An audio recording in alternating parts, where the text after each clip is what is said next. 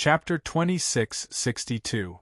The Wang family's internal strife had caused a huge commotion in Yi province.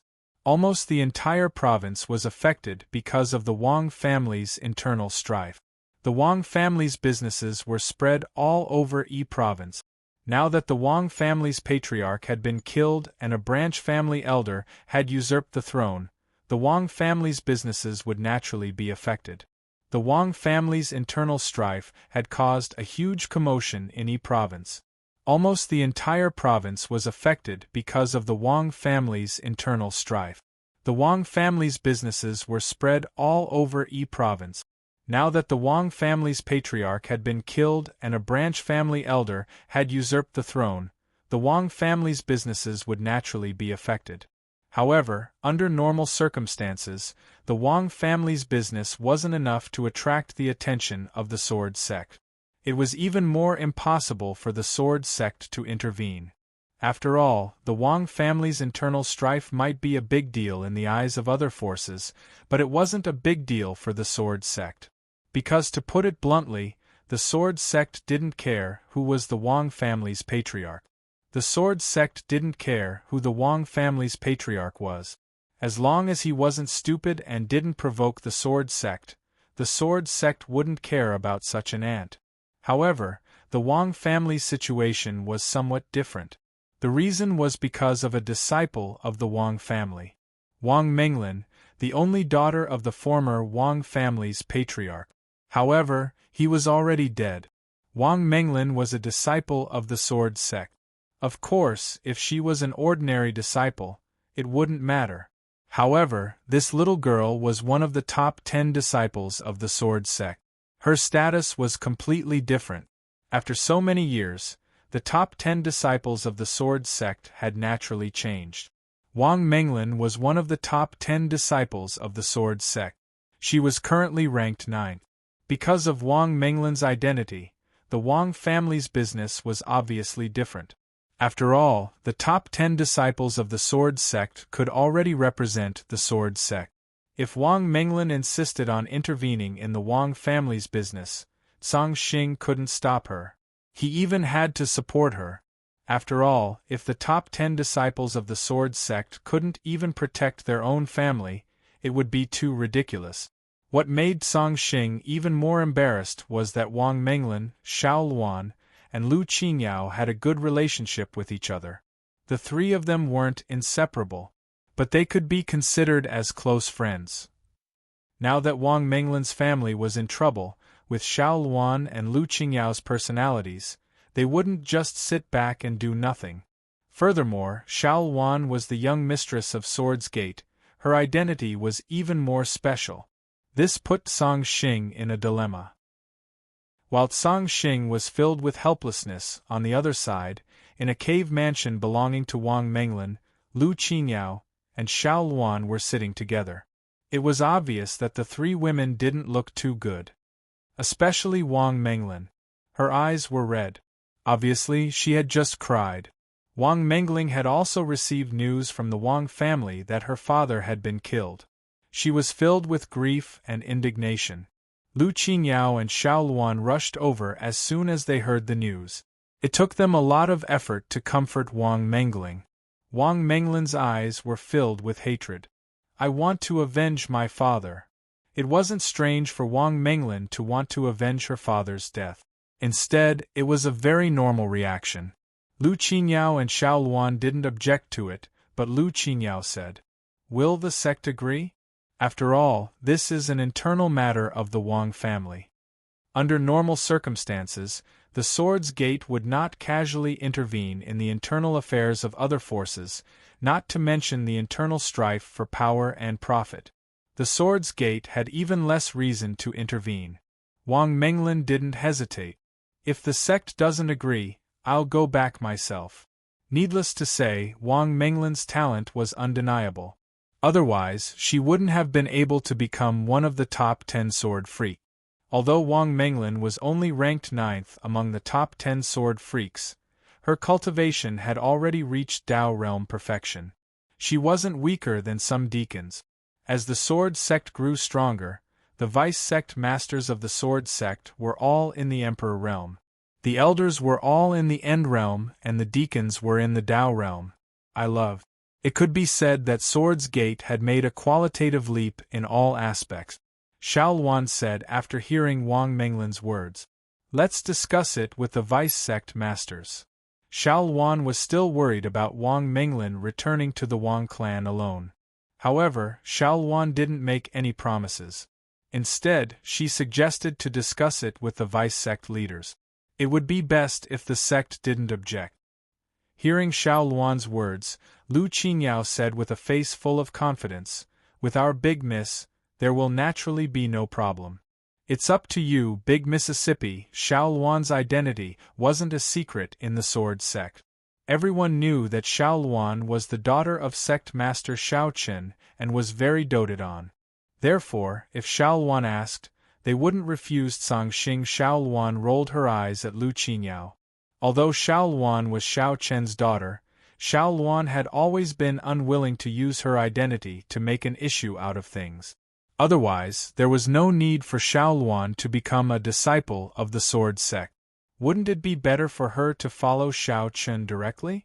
It was Xiao Luan's principle to never use his status to pressure others. But this time, Wang family was in such a big trouble, and Xiao Luan had no choice. As a good friend, he naturally couldn't let Wang Mengyao be in danger alone. After the three women agreed on the matter, they went to Songxing. At the same time, Nangong Guan and Zhou Song were also in Songxing's place. Songxing was already having a headache over the Wang family's matter. When he heard that Wang Mengyao and Xiao Luan wanted to see him, he revealed a bitter smile. He looked at Nangong Guan and Zhou Song and said, "See, this old man already said that this matter wasn't that simple." Nangong Guan and Zhou Song, who had already guessed that Xiao Luan and Wang Menglin would return, shook their heads and smiled. Soon after, the three women walked into the hall and cupped their hands in greeting. Nangong Guan was the first to speak with a smile. When Nangong Guan saw Luan Luan, she smiled and said, "Luan Luan, you haven't come to see me for a long time. What, have you forgotten, uncle?" Nangong Guan was also very fond of Xiao Luan. In response, Xiao Luan smiled and replied, "Luan Luan wouldn't dare. It's just that I've been a bit busy recently." In front of Songxing and the other two, Xiao Luan wasn't nervous at all. After all, she was quite familiar with these people since she was young. Moreover, Songxing and the others treated her very well, as if they were her elders. However, Lu Qingyao and Wang Menglin couldn't do the same. The two of them stood respectfully and didn't dare to interrupt. In the end, Songxing took the initiative to bring up the matter and get to the point. After looking at Wang Menglin, who lowered her head and didn't say anything, Songxing looked at Xiao Luan and asked with a smile, "Are you here for the Wang family's matter?" Songxing had already guessed the purpose of Xiao Luan and the others' visit. Xiao Luan nodded in response. "Yes." Chapter 2663. There was no need to hide this matter, so Xiao Luan replied directly. Songxing smiled, but his smile was somewhat bitter. Logically speaking, my sword sect shouldn't interfere with the Wang family's matters. After all, this is the Wang family's own matter. If my sword sect interferes with the internal affairs of other forces, how would the outside world view my sword sect? Songxing spoke slowly. His words weren't unreasonable. After all, no matter how strong the sword sect was, there was still a limit to how much they could do. If they interfered with the internal affairs of other forces, it wouldn't be beneficial for the sword sect. The world would only think that the sword sect was bullying the weak and didn't have the demeanor and boldness of an overlord.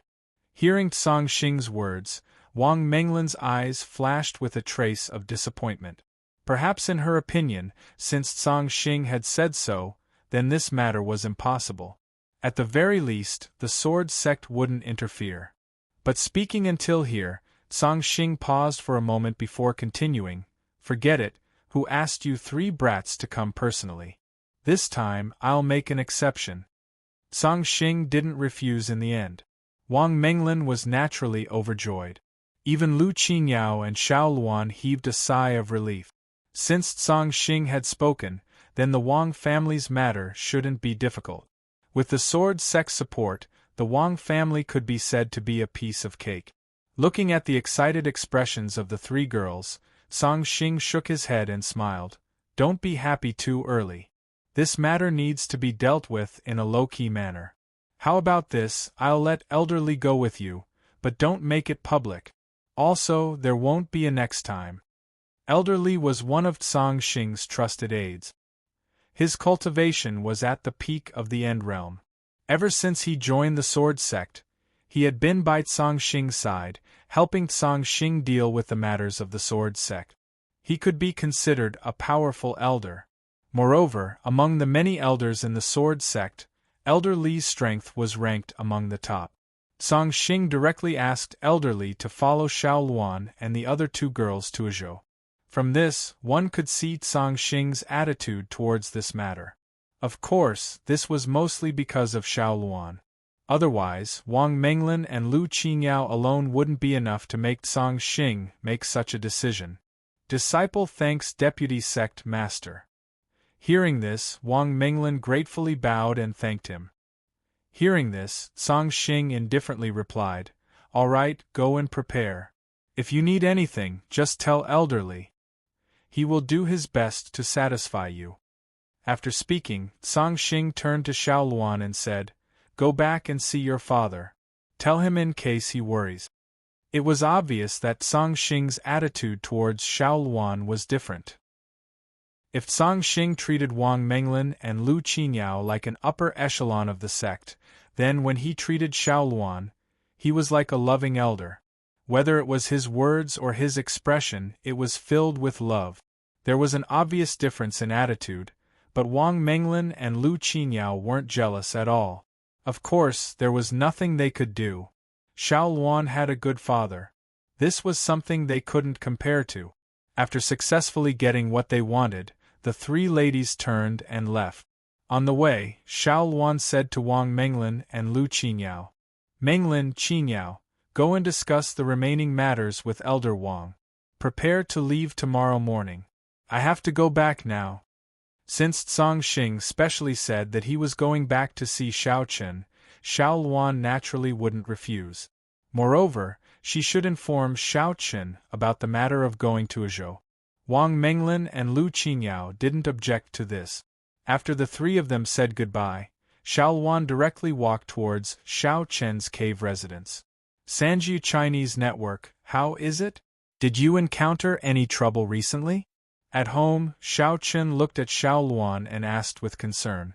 Although the father and daughter spent less time together after Xiao Luan became one of the 10 sword fanatics, Xiao Chen's concern for Xiao Luan didn't decrease at all.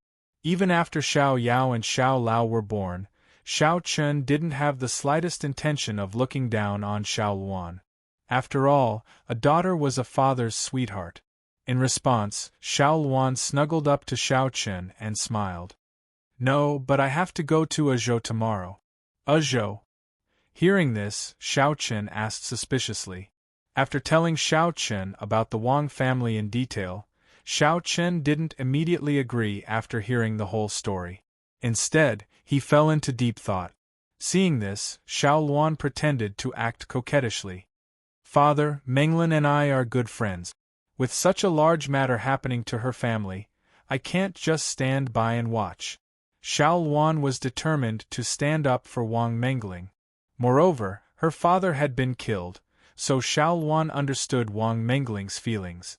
Faced with his daughter acting coquettishly, Xiao Chen rubbed Xiao Luan's head with a smile and spoke with a loving expression.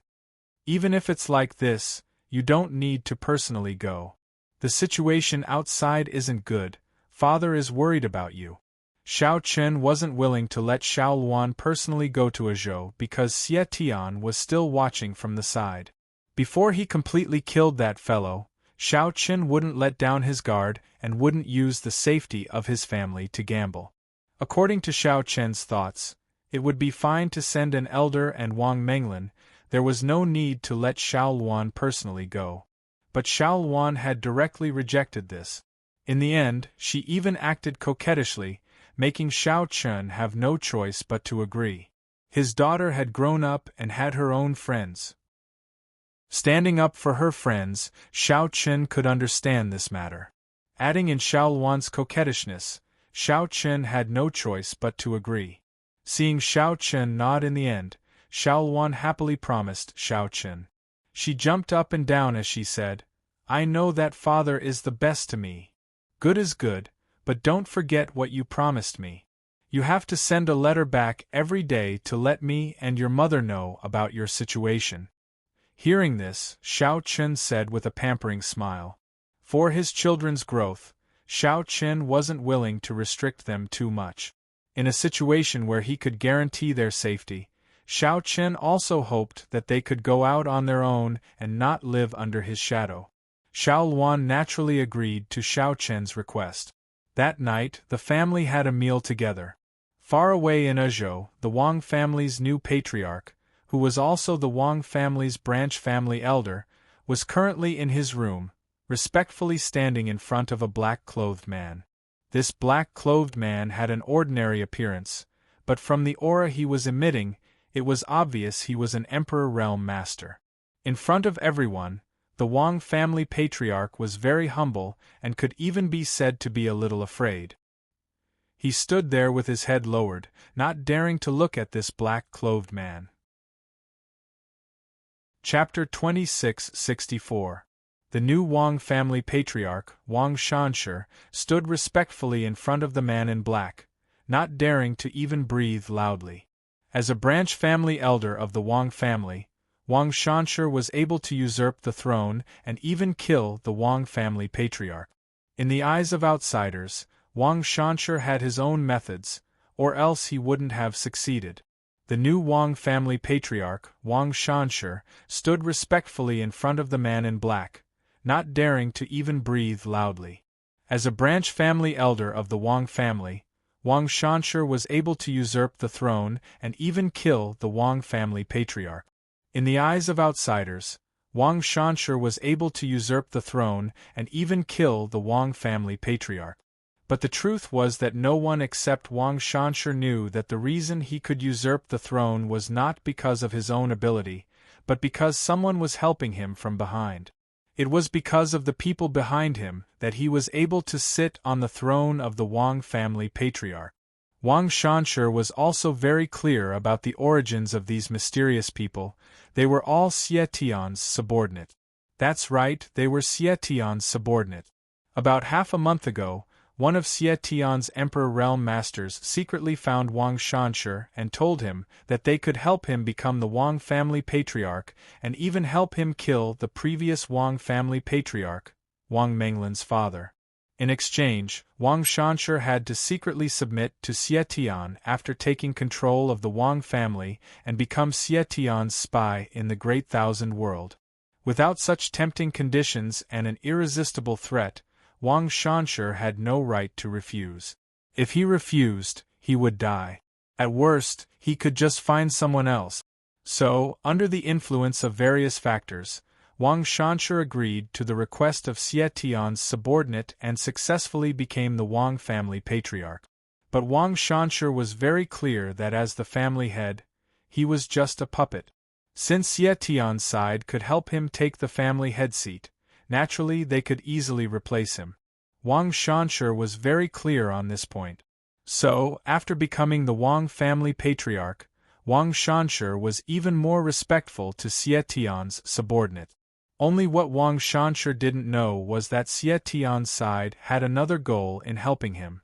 Xie Tian didn't even put a Wang family in his eyes, so the words he said before were all lies. The reason why Xie Tian secretly sent people to meddle in the Wang family was because of Wang Menglin or Xiao Luan behind Wang Menglin.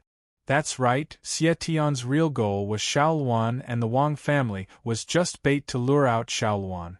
Thinking of how to grasp Xiao Chen's weakness after thinking about it, Xie Tian could only target Xiao Chen's family. After researching Xiao Chen's marriage, Xie Tian finally targeted Xiao Luan. First of all, Xiao Luan was Xiao Chen's daughter. Although she wasn't his biological daughter, Xiao Luan held a very high position in Xiao Chen's heart. She was no different from Xiao Yao and Xiao Lao. Secondly, Xiao Luan was the easiest to get. Because Xiao Yao, Xiao Lao, Qin Shuru, Xiao Qing, and Bai Ru Yu, it was very hard to lure them out of the sword sect. But Xiao Luan was different. She was one of the 10 sword maniacs in the sword sect, so it was much easier to lure her out. It was because of this reason that Xie Tian chose Xiao Luan. The Wang family was just bait for Xie Tian. Wang Menglin and Xiao Luan were good friends. This matter wasn't a secret and it was easy to find out. So, after learning this, Xie Tian had planned everything. With the Wang family appearing and her father being killed, it was impossible for Wang Menglin to remain indifferent. As for her good friend Xiao Luan, once she learned of this, there was a high chance that she would help. So, as long as he lured Xiao Luan to Estate, Xie Tian would be able to capture her alive. At that time, with Xiao Luan in his hands, naturally Xiao Chen would be afraid of breaking the vases. In order to avoid the sword sect's surveillance and not let the sword sect have any suspicions, from beginning to end, Xie Tian didn't personally make a move. He stayed in his home the entire time to recover and only sent his subordinates to take care of this matter. Since Xie Tian didn't make a move, the sword sect naturally wouldn't suspect him. So, this matter, Xie Tian thought that he was very secretive. At least for now, the sword sect didn't have any suspicions at all. This entire plan was to capture Xiao Luan alive, and Xiao Luan didn't realize the danger at all. A silent night. After accompanying Xiao Chen and her mother for a night, the next morning, Xiao Luan went to the sword sect's teleportation formation to meet up with Wang Menglin, Lu Qinyao, and Elder Li heading to the Wang family this time. Other than Xiao Luan and Wang Menglin, there was also Elder Li and another End Realm Elder, as well as 5 Dao Realm deacons and over 10 elite disciples. There weren't many people, but it was more than enough to deal with the Wang family matter. Without making a big fuss, Xiao Luan and the others secretly left. Stepping into the teleportation formation, they disappeared and rushed towards Estate. No one realized that this trip to Estate wasn't as simple as it seemed on the surface. Maybe in their eyes, a small Estate Wang family wasn't worth mentioning at all. Not to mention the fact that the sword sect had sent out 2 End Realm elders, so the Wang family matter would be easily taken care of. Hidden threat. The seemingly calm Estate was like a bloody mouth waiting for Xiao Luan and the others to jump in.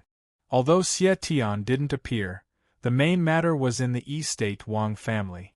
Xie Tian had already arranged 2 Emperor Realm Masters, 5 End Realm Masters, and some helpers. It could be said that this force was enough to capture Xiao Luan alive. The danger was hidden in the dark, but Xiao Luan did not notice it at all. Based on the current situation, Xie Tian's plan was without a doubt a success. With this development, Xiao Luan would not be able to escape this calamity. He would not be able to escape Estate at all and would be captured alive. However, there were exceptions to everything. Xiao Luan didn't have any vigilance, but that didn't mean that others didn't, especially her father, Xiao Chen. At this moment, in their residence, Xiao Chen looked at 100 Flower Fairy and the other girls. After thinking for a while, he said, 100 Flower, I think you should personally go and protect Luan Luan. I'm afraid that something will happen to her if she goes to Estate at this time. Xiao Chen naturally didn't notice anything. The reason why he did this was because he was a father. His daughter was going to Estate at such a dangerous time, it would be a lie to say that he wasn't worried. So, Xiao Chen wanted 100 Flower Fairy to personally go and protect Xiao Luan in secret. It could be considered a double insurance. If nothing happened on the way, then it would be for the best. At that time, 100 Flower Fairy wouldn't even need to show up. However, if something happened, 100 Flower Fairy would be able to help immediately. He didn't have any suspicions, he just wanted to protect his daughter. He was just thinking about his daughter from a father's point of view. begging for collection, begging for monthly votes, begging for recommendations. End of this chapter.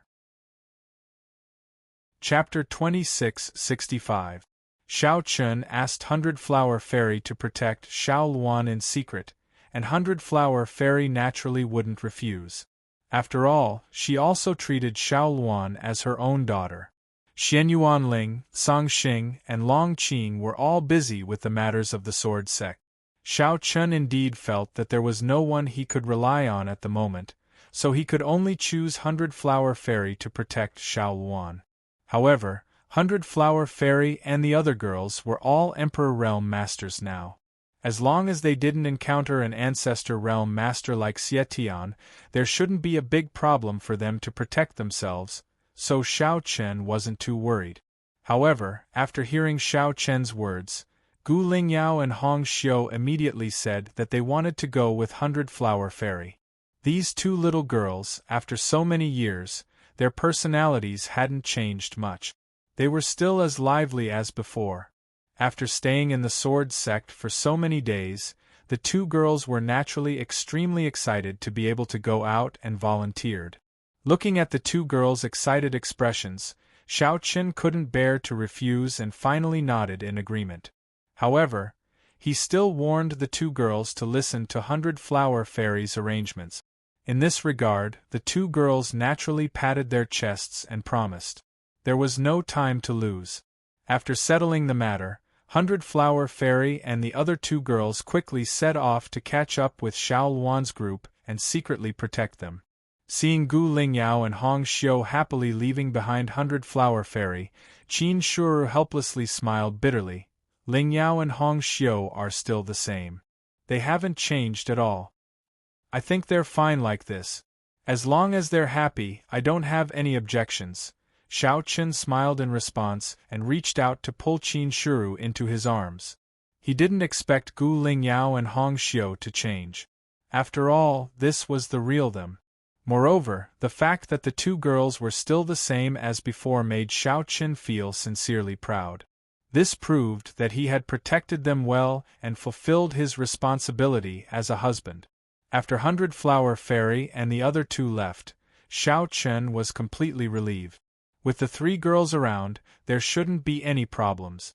Wang Menglin was still unaware that Xiao Chen had sent Fairy Baihua and the other two girls to protect her personally. After leaving the Swords Gate, the group did not waste any time along the way and headed straight for Yi Province, as Wang Menglin was anxious to return home. After passing through the transmission array, Wang Menglin, Xiao Luan, and the others entered the territory. Nothing seemed to have changed in Yi Province, nothing however, they could still hear many people talking about the Wang family's matter when they were in the major cities. The matter of the Wang family was indeed a major event for the many factions and martial artists in Yi Province. Everyone was very curious as to what the Wang family was up to now. Wang Shanshi, who had already successfully usurped the throne, had not made any further moves. This was very strange. Xiao Luozi's on S and Luan was B S Luo. And Luanzi's Luan's U. Menglin, are you all right? Wang Menglin shook her head, indicating that she was fine. However, when she thought of Wang Shanshi's name, the killing intent in her heart couldn't help but erupt like a volcano. Wang Menglin did have some influence on Wang Shanshi. She remembered that he was an elder of the Wang family's side branch. Of course, in the Wang family, it was impossible for a side branch disciple to become an elder. However, Wang Shanshi was talented since he was young, and he had some fortuitous encounters when he grew up. Therefore, he broke through the comprehension state and was promoted to an elder. A direct disciple only needed to be at the immortal Emperor realm to become an elder. However, a side branch disciple could only become an elder after breaking through the comprehension state. This had always been the Wang family's rule. After Wang Shanshi became an elder of the Wang family, no one noticed anything strange about him. Therefore, no one expected Wang Shanshi to usurp the Wang family's throne and kill the patriarch.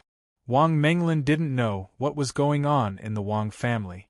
Ever since Wang Shanshi became the patriarch of the Wang family, he had cut off all contact with the outside world. Therefore, no one knew what was going on in the Wang family. This was what Wang Menglin was most worried about. Along the way, she had inquired about many things regarding the Wang family. However, she didn't find any useful information. The only thing she could do now was to personally enter the Wang family to find out what was going on. Now that they had entered Azhou, they weren't far from the Wang family's Spirit Return City. As a major force in Azhou, Spirit Return City was the Wang family's headquarters. The entire Spirit Return City was under the Wang family's control. They didn't directly enter Spirit Return City through the teleportation array because they didn't want to alert the enemy. They entered the city through the city gates and found an inn to stay in. At the same time, Elder Li also sent people out to gather information about the Wang family. They should be able to obtain some useful information in Spirit Return City. That was indeed the case. Very quickly, the experts from the Sword Sect who went out to gather information returned. This time, they didn't disappoint and successfully obtained some useful information. The most important piece of information was that on the day Wang Shanshi tried to usurp the throne, there were a few mysterious experts who helped him. It was because of these mysterious experts that Wang Shanshi was able to successfully usurp the throne and kill the Wang family patriarch. Hearing this news, Wang Menglin said coldly, Wang Shanshi actually colluded with outsiders. He's asking for death.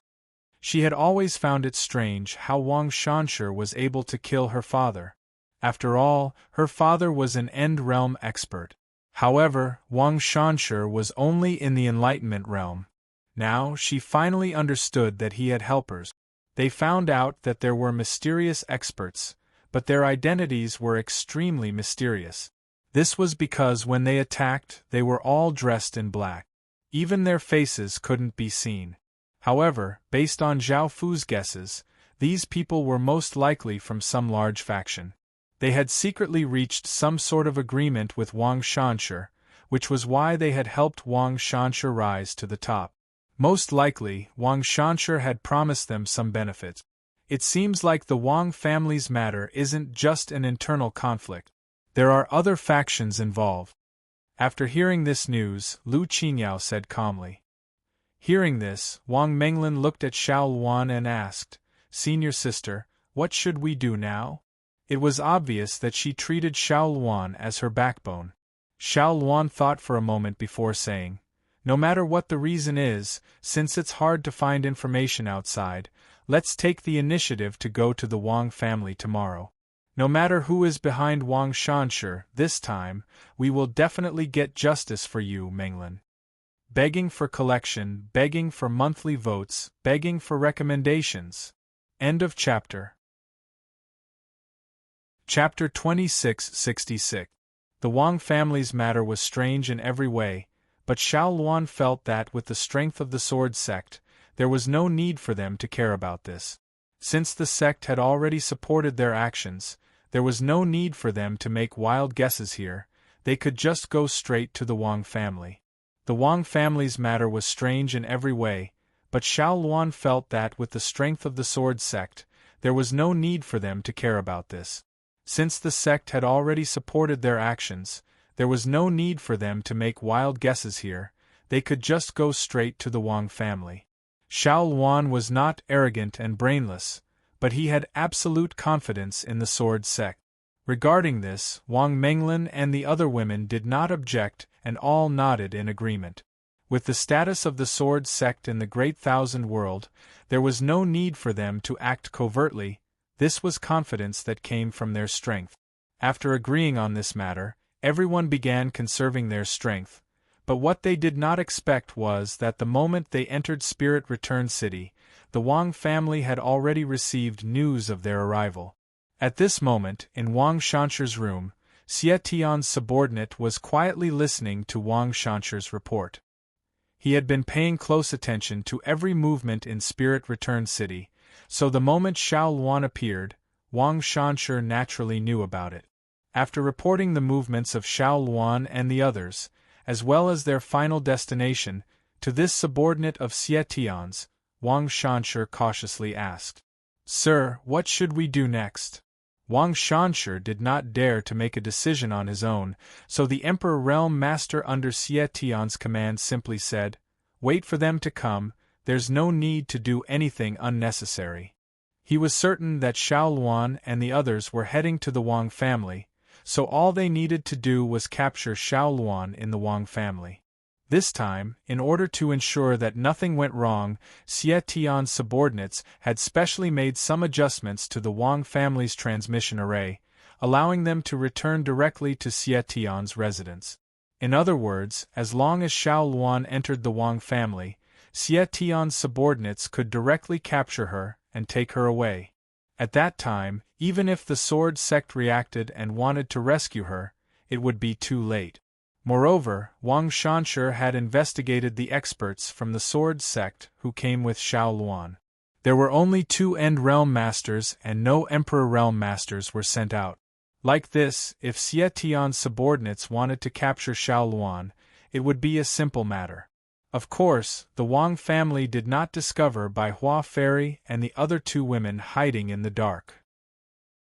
After all, the Wang family did not have an Emperor Realm Master, and Bai Hua Fairy and the other 2 women were deliberately hiding their identities, so it was normal for them not to be able to detect them. They didn't realize that 100 Flower Fairy and the other 2 girls were hiding in the dark. This was the biggest problem right now.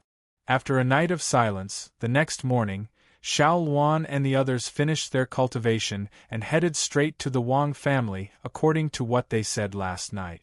They had no intention of hiding their identities and whereabouts, swaggering to the front of the Wang family mansion. The 2 guards in charge of guarding the door were stunned when they saw Wang Menglin in the crowd. They then took the initiative to call out with a complicated expression. Young lady. These 2 guards were old members of the Wang family, but they had already submitted to Wang Shanshi. Or rather, in the entire Wang family, anyone who did not submit to Wang Shanshi had already been killed. 4 low-level guards like them, they had no way of interfering in the upper echelons of the family. Since the final victor was Wang Shanshi, they had no other choice but to submit. However, seeing Wang Menglin appear here, the 2 of them were stunned and their hearts couldn't help but sink. Wang Menglin's purpose for coming here was definitely because of Wang Shanshi. Wang Shanshi had successfully usurped the throne and killed Wang Menglin's father. Wang Menglin was definitely here for revenge. Furthermore, Wang Menglin was one of the 10 sword fanatics in the sword sect. Even the Wang family couldn't underestimate her. Therefore, Wang Menglin's arrival seemed to have set off a bloodbath in the Wang family. Instinctively feeling that something was wrong, Wang Menglin ignored the 2 guards and walked straight into the Wang family mansion. Seeing this, the 2 guards hesitated for a while, but in the end, they didn't choose to stop her. Firstly, it was because of Wang Menglin's identity, and secondly, it was because of the Swords Gate's prestige. Even if the 2 guards of the Wang family had more guts, they wouldn't dare to do such a thing. Wang Menglin entered the Wang family mansion without any obstruction. Just as Wang Menglin entered the Wang family mansion, a group of Wang family higher-ups walked towards her. However, in Wang Menglin's eyes, these higher-ups were unfamiliar because they were basically the disciples of the Wang family's branch family. In other words, they were all newly promoted by Wang Shanshi to replace the previous Wang family's direct descendants. As for the previous Wang family's direct descendants, they were probably dead by now. Therefore, looking at these people, Wang Menglin's eyes instantly turned cold. She didn't know how many of these people participated in Wang Shanshi's usurpation of the Wang family, or if they submitted to Wang Shanshi after that. But no matter what, in Wang Menglin's heart, these people deserved to die. Wang Menglin's expression was ice-cold. On the other hand, the higher-ups of the Wang family looked at each other. They were still afraid of Wang Menglin. Not only were they afraid of Wang Menglin's strength, but they were also afraid of the sword sect behind her. Compared to the sword sect, the Wang family was like an ant that could be easily crushed. Both sides stood opposite each other and no one spoke. After a long while, Wang Shansher's voice sounded. Menglin, why didn't you tell me that you were coming home? His voice sounded very gentle, as if an elder was concerned about his juniors. Along with the voice, Wang Shansher strode out of the front hall with a faint smile on his face, as if nothing had happened. Wang Shansher's acting skills were not bad, but Wang Menglin was completely different. The moment she saw Wang Shansher, the killing intent in her eyes gushed out. It was like a sharp knife shooting towards Wang Shansher. The killing intent in her eyes was almost tangible. Wang Menglin looked at Wang Shansher coldly and said, Wang Shansher, what's the point of pretending now? Don't tell me you don't know why I'm here. Wang Menglin's heart was filled with disgust towards Wang Shansher, who was still acting. But Wang Shansher didn't care about this at all, as he said with a smile, Menglin, this is a misunderstanding. Things aren't like what the outside world says. There are some things I want to explain to you, so at least give me a chance. Wang Shansher's expression was very strange. Even though he knew why Wang Menglin was here, Wang Shansher still had this kind of attitude. Of course, the others didn't know that the reason Wang Shansher was like this was because of Xie Tian's subordinates' orders. They wanted Wang Shansher to stall for time. Begging for collection, begging for monthly votes, begging for recommendations. This chapter ends. Chapter 2667. In order to make sure nothing went wrong, Xie Tian's subordinates had already prepared the transfer array when Wang Menglin, Xiao Luan, and the others arrived in the Wang family. They wanted to bring Xiao Luan away in the shortest amount of time. In order to make sure nothing went wrong, Xie Tian's subordinates had already prepared the transfer array when Wang Menglin, Xiao Luan, and the others arrived in the Wang family. They wanted to bring Xiao Luan away in the shortest amount of time. After the failure last time, Xie Tian's side had learned quite a few lessons. They knew the importance of time, and there were many times when they failed because of time. Just like last time, if there was enough time last time, Xie Tian would have already killed Xiao Qin. So this time, Xie Tian's subordinates had learned their lesson from last time. They knew that they had to seize the time and not give the sword sect any more chances. Seeing the innocent smile on Wang Shansher's face, Wang Menglin naturally didn't believe him. Was there a misunderstanding here? Everything was probably just Wang Shansher's sophistry. But Wang Shansher didn't hope that Wang Menglin would believe him. So after his voice fell, facing Wang Menglin's cold gaze, Wang Shansher continued to speak with a smile. Everyone, can you give me some time? At least give me a chance to explain. Wang Shansher wanted to be given a chance to explain. These words were clearly not for Wang Menglin, but rather for Elder Li and the other two sword sect elders. Wang Shansher was afraid of the sword sect and not Wang Menglin. If Wang Menglin wasn't one of the sword sect's 10 sword maniacs, Wang Shansher wouldn't care about her at all.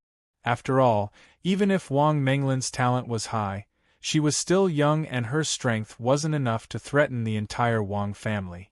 So, Wang Shansher was truly afraid of the sword sect behind Wang Menglin. Hearing Wang Shansher's words, Elder Li and Elder Li didn't immediately react. They looked over at Xiao Luan. This operation was led by Xiao Luan, so Elder Li and Elder Li had to consider Xiao Luan's attitude. Wang Shansher's actions were indeed a little strange. But in the eyes of Xiao Luan and the others, it was because Wang Shansher was afraid of the sword sect or because he wanted to survive. They didn't sense any other danger. So, Xiao Luan didn't reject this and nodded. Since they wanted to solve the Wang family's problem, it was fine to listen to Wang Shansher's sophistry. Seeing that Xiao Luan had agreed, Elder Li and Elder Li naturally wouldn't refuse. After that, Wang Shansher personally led everyone into the main hall. Moreover, in order to express his sincerity, Wang Shansher even ordered the upper echelons of the Wang family to leave. In the main hall, only Wang Shansher, Xiao Luan, and the others were left. Wang Shansher faced Xiao Luan and the others alone to show his sincerity. This action also dispelled some of the people's wariness. After all, Wang Shanshi was alone, so they weren't afraid that he would suddenly attack. Moreover, with elderly and elderly, two End Realm experts present, what could Wang Shanshi, who was only in the Enlightenment realm, do? Everyone took their seats while Wang Shanshi stood in the middle of the main hall. As the head of the Wang clan, he did not even have a seat at this moment. However, Wang Shanshi did not seem to care too much about this. His expression was calm as he looked at elderly and the other elder and slowly said, "According to Wang Shanshi, the death of Wang Menglin's father had nothing to do with him. It was all because a group of mysterious experts suddenly barged into the Wang family. Wang Menglin's father fought against this group of mysterious experts in order to protect his family. In the end, he was killed. In the end, due to the death of Wang Menglin's father, Wang Shanshi was elected as the new patriarch of the Wang family. As a result, the matter of Wang Menglin's father had nothing to do with Wang Shanshi. During this period of time, Wang Shanshi had been searching for the whereabouts of the mysterious experts. Wang Menglin naturally didn't believe Wang Shanshi's words. Before he could finish, Wang Menglin coldly interrupted him. "Enough, Wang Shanshi. How long are you going to act? Do you think we are all fools?" Although Wang Shanshi's explanation didn't seem to have any problems at first, as long as one thought about it carefully, one would find that there were many loopholes in it, and Wang Shanshi couldn't justify these loopholes at all. Therefore, unless one was a fool, no one would believe Wang Shanshi's explanation. It was not only Wang Menglin. Even Xiao Luan, elderly, and the others looked at Wang Shanshi coldly. It was obvious that they did not believe what he had just said. Was Wang Shanshi desperately trying to find a doctor, or was he treating everyone here as fools? No matter what, Xiao Luan and the others felt a sense of humiliation. Did Wang Shanshi think that the people of the Sword Sect were so easily deceived? Even if he wanted to make up a lie, he should have thought about it carefully and not just spouted nonsense. They thought that Wang Shanshi had some tricks up his sleeves, but now it seemed that this fellow was simply seeking death. However, faced with everyone's cold gazes, Wang Shanshi didn't panic at all. Instead, he revealed a faint smile. He knew that his lie was full of loopholes. Moreover, from the beginning to the end, Wang Shanshi never thought that Xiao Luan and the others would believe him. However, at this moment, Wang Shanshi didn't panic at all. The reason was that Xie Tian's subordinates were already prepared. They were outside the main hall, ready to attack at any time. From the beginning, Wang Shanshi never thought of deceiving the Sword Sect because he couldn't deceive them at all. The reason why he did all this wasn't to stall for time. Now that the time was up, Wang Shanshi naturally didn't need to hide anything. With a faint smile, Wang Shanshi looked at elderly and the others and said with contempt, "I naturally know that I can't deceive you, but I never thought of deceiving you. Wang Menglin, since you want to know the truth, why don't I tell you? That's right, I killed your father, but so what?" Wang Shanshi's sudden change puzzled Xiao Luan, but after Wang Menglin heard this, she couldn't restrain her anger. She immediately stood up and prepared to attack Wang Shanshi. Wang Menglin couldn't suppress the anger in her heart and directly attacked. However, Wang Shanshi didn't have any intention of dodging. He didn't even have a trace of panic on his face. He just said with a smile, "Wang Menglin, you want to kill me? Unfortunately, you're destined to not be able to kill me. Also, the masters of the Sword Sect, do you really think that the Sword Sect is the strongest in the Great Thousand World?" Wang Shanshi's words confused everyone, but soon after Wang Shanshi finished speaking, more than 10 black-clothed men appeared in the main hall. Among them, the leaders were 2 Emperor Realm Masters. When these people appeared, the surrounding space was immediately sealed. Seeing this, Xiao Luan and the others' faces sank. Please add, please vote, please recommend. End of this chapter. Chapter 2668. The appearance of more than 10 black-clothed men made the faces of Xiao Luan and the others sink, especially when they found out that the 2 leaders were Emperor Realm Masters. Everyone's faces turned even uglier.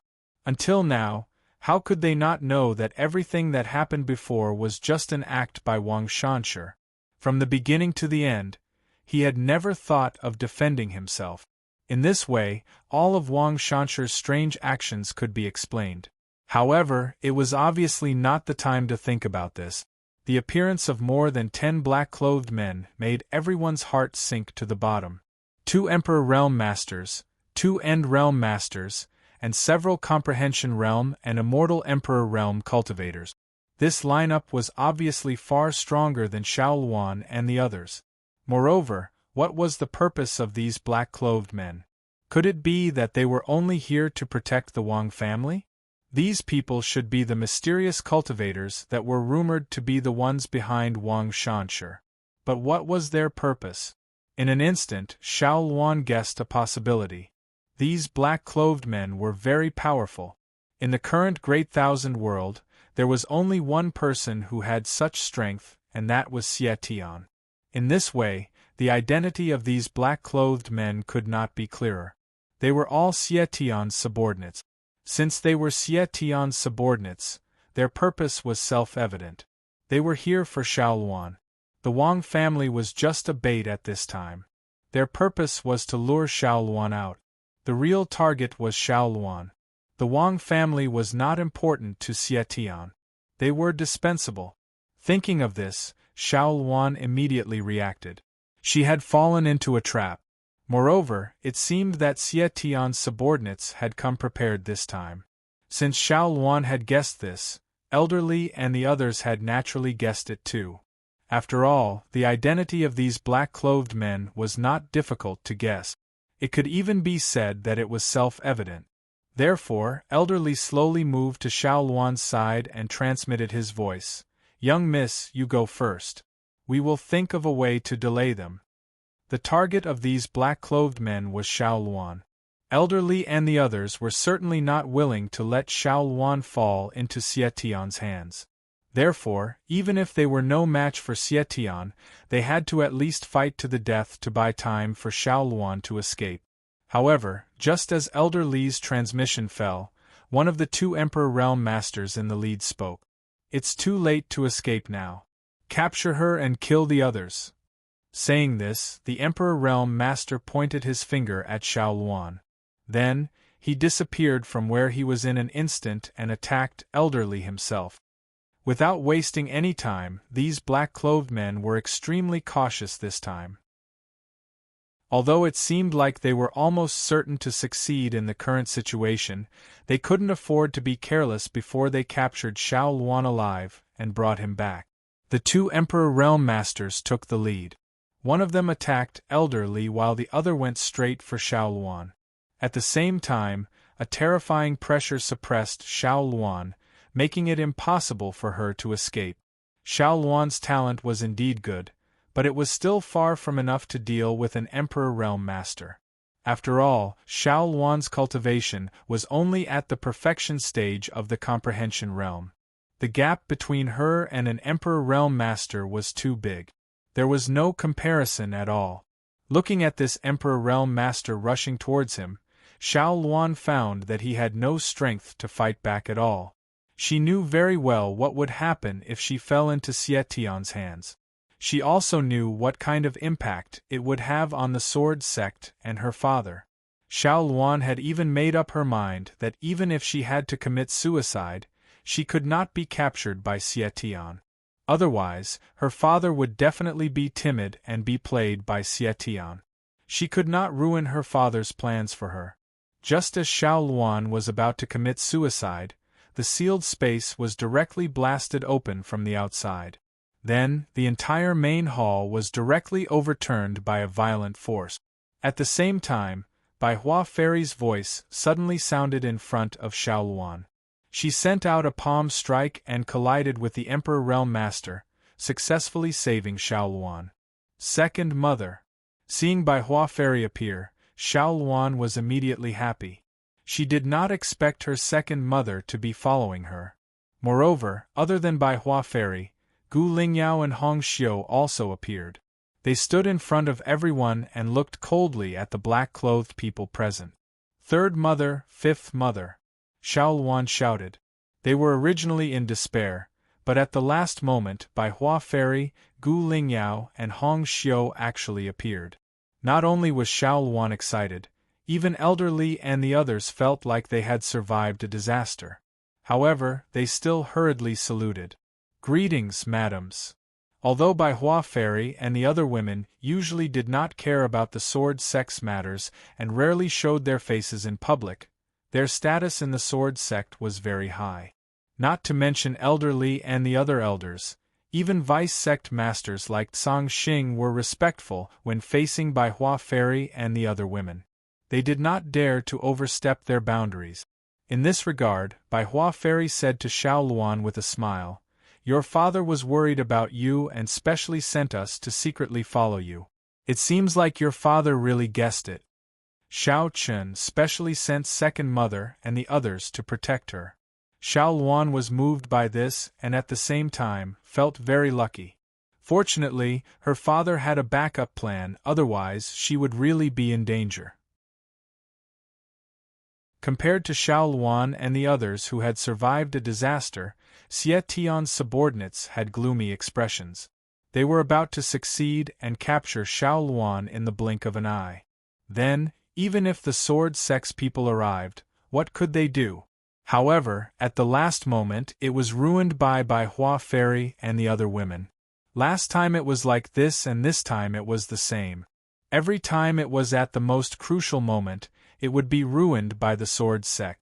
They stared coldly at Bai Hua Fairy and the other two women. Although the three newcomers were women, these black-clothed men didn't dare to underestimate them, because it wasn't difficult to tell from the auras of Bai Hua Fairy and the other two women that they were all Emperor Realm Masters, and their combat strength was definitely not weak. Don't think that Bai Hua Fairy and the other women were weak or even thought that they were flower vases just because they rarely fought. On the contrary, Bai Hua Fairy and the other women's talents were also top-notch. They were not any weaker than Dao Ju and the others. The reason why they rarely fought was all because of Xiao Chen. However, no one could think that these women were flower vases just because of this and did not have any strength. If they thought this, then they would be gravely mistaken. Begging for collection, begging for monthly votes, begging for recommendations. End of this chapter. Chapter 2669. Rarely making a move was not because they were weak, but rather because of their status. As Xiao Chen's wives, 100 Flower Fairy and the others rarely had the chance to personally make a move. Moreover, with Xiao Chen's personality, he would not allow the girls to fall into danger. However, from beginning to end, Xiao Chen was very concerned about the girls' cultivation. Moreover, he gave the girls the best cultivation resources and cultivation conditions. With such good cultivation conditions, how could the girls' battle strength be weak?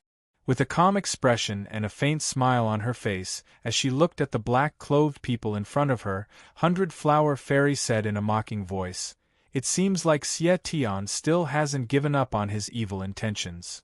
Facing 100 Flower Fairy and the other two, the 10 Xie Tian's subordinates all had serious expressions. Wang Shanshi was even more stunned on the spot. To be honest, when he first saw 100 Flower Fairy and the other two, Wang Shanshi was attracted by the beauty of the three girls. Not to mention 100 Flower Fairy's graceful aura, even beautiful Red and Gu Lingyao's youthful beauty moved Wang Shanshi's heart. There were actually such beautiful women in this world. However, after knowing the identities of the three girls, Wang Shanshi completely gave up on this idea. These three girls were actually the head of the sword sect, Xiao Chen's wives. In the boundless world, there were many rumors about Xiao Chen's wives. There were even people who said that Xiao Chen's 5 wives were the most beautiful women in the boundless world. Now it seemed like the rumors were true. However, now was not the time to admire the appearance of the three girls. Wang Shanshi was very clear that his current situation and position was on the opposite side of the sword sect. As for 100 Flower Fairy and the other two girls, they did not care about Wang Shanshi at all. In the eyes of the three girls, A small character like Wang Shanshi could not enter their eyes, so they directly looked down on him. Big Sister Hundred Flower, why are you wasting words with them? Let's kill them first. As soon as Hundred Flower Fairy finished speaking, Beautiful Red spoke up. It was a good thing the three of them came this time, otherwise Xiao Luan would have been doomed. Towards this, Beautiful Red Dress naturally had killing intent in her heart.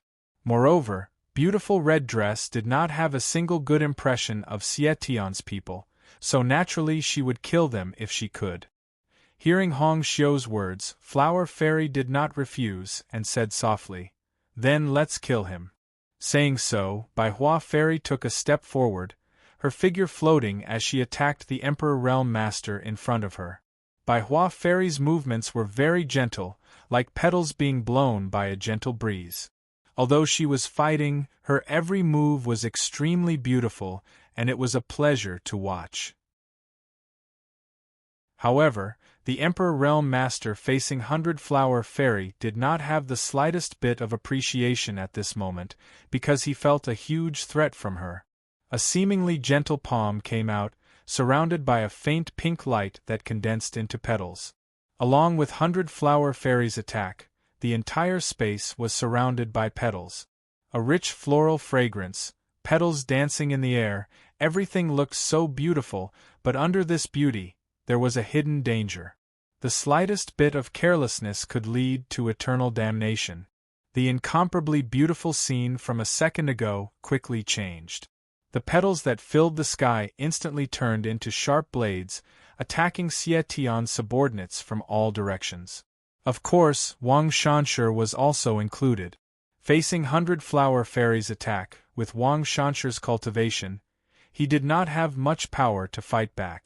Fortunately, Xiao Luan spoke up in time. "Second Mother, spare Wang Shanshi's life," Wu Jiuwen said.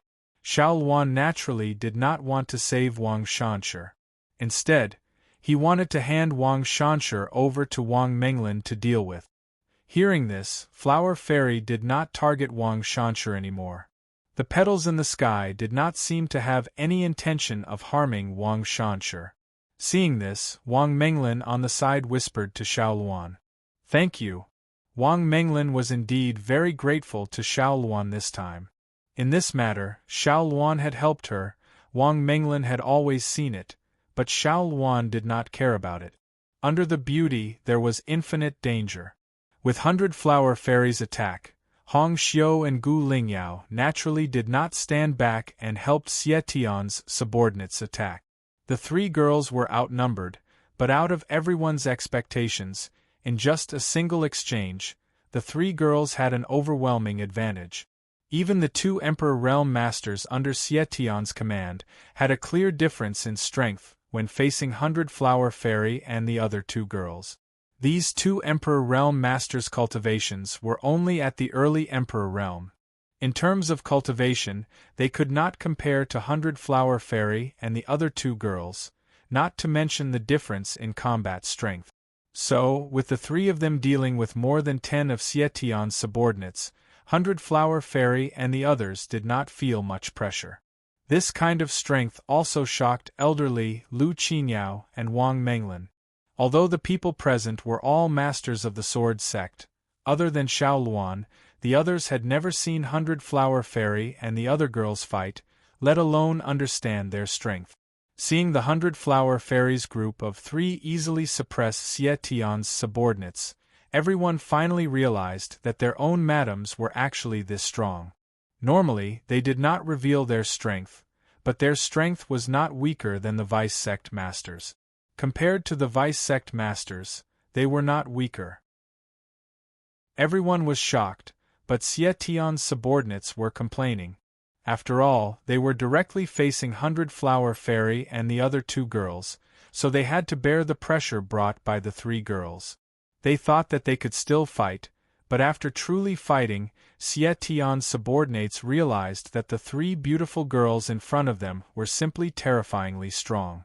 Even if they were all Emperor Realm Masters, only after truly fighting did they realize that the gap between them was so large. It could be said that there was a qualitative difference. Damn it! One of the Emperor Realm Masters cursed with a gloomy face when facing 100 Flower Fairy's attack. At the same time, he ignored the attacks of the petals around him and sent a punch at 100 Flower Fairy, wanting to break her attack.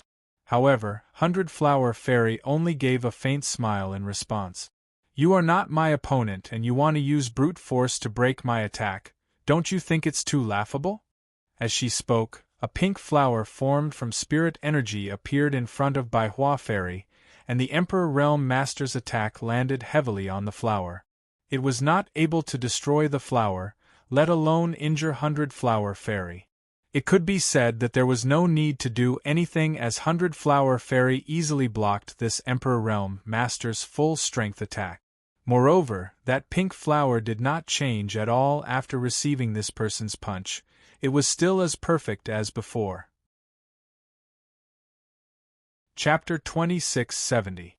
This head-on clash directly illustrated the gap between the two sides. This Emperor Realm Master's all-out attack did not even pose a threat to Bai Hua Fairy, let alone break through her defenses. This head-on clash directly illustrated the gap between the two sides. This Emperor Realm Master's all-out attack did not even pose a threat to Bai Hua Fairy, let alone break through her defenses. After blocking this Emperor Realm Master's all-out attack, Bai Hua Fairy gently stretched out her right hand and slowly clenched it. In an instant, the surrounding petals surrounded this Emperor Realm Master and quickly formed a vortex. Countless petals enveloped the Emperor Realm Master and quickly spun, forming a vortex. The Emperor Realm Master, who was at the center of the vortex, showed a trace of panic on his face as he angrily tried to break free from the encirclement of the petals. Unfortunately, this Emperor Realm Master's attack did not have much effect on these petals. There were too many petals, and every time he attacked, it was like a stone sinking into the sea. As the petals spun at high speed, countless wounds quickly appeared on this Emperor Realm Master's body. At the same time, his clothes were instantly dyed red with blood. These petals were like countless sword chi, trying to tear this Emperor Realm Master into pieces. They were both Emperor Realm Masters, but the gap between the two was so huge. Wang Menglin, Lu Qingyao, and the others, who were standing aside and witnessing the battle with their own eyes, were so shocked that they couldn't close their mouths. They were both Emperor Realm Masters, but why was the gap so huge? So strong? Lu Qingyao opened her mouth, and in the end, could only think of these two words to describe everything in front of her. Unable to fight back, and this was the result of Bai Hua Fairy holding back. Otherwise, this Emperor Realm Master would not have been able to hold on until now. Moreover, even in the end, Bai Hua Fairy left him with a single breath, probably because she wanted to ask something from him. The petals scattered, and this Emperor Realm Master fell to the ground covered in blood. It was obvious that he no longer had the slightest ability to fight, and only had a single breath left. Bai Hua Fairy did not pay attention to this and continued to attack the others. Bai Hua Fairy did not hold back at all against these people. After all, if she wanted to get some information, one person was enough, and the rest could be killed directly. Bai Hua Fairy took the lead in dealing with one of the Emperor Realm Masters, while on the other side, Gu Lingyao was fighting another Emperor Realm Master. However, it was said that Gu Lingyao had the absolute advantage, suppressing this Emperor Realm Master. If Bai Hua Fairy's attacks were described as peerlessly beautiful, then Gu Lingyao was like a cheerful spirit, extremely fast. The Emperor Realm Master she was fighting was unable to keep up with Gu Lingyao's movements. The speed displayed by Gu Lingyao was almost beyond the level of an Emperor Realm Master, comparable to a half-step ancestor realm existence. Moreover, no one knew what kind of movement martial skill Gu Lingyao cultivated, or perhaps she created it herself. While her speed was extremely fast, her figure was also erratic, making it difficult for others to catch her. Up until now, the Emperor Realm Cultivator had not been able to touch the corner of Gu Lingyao's clothes, not even once. In such a situation, the outcome was already decided.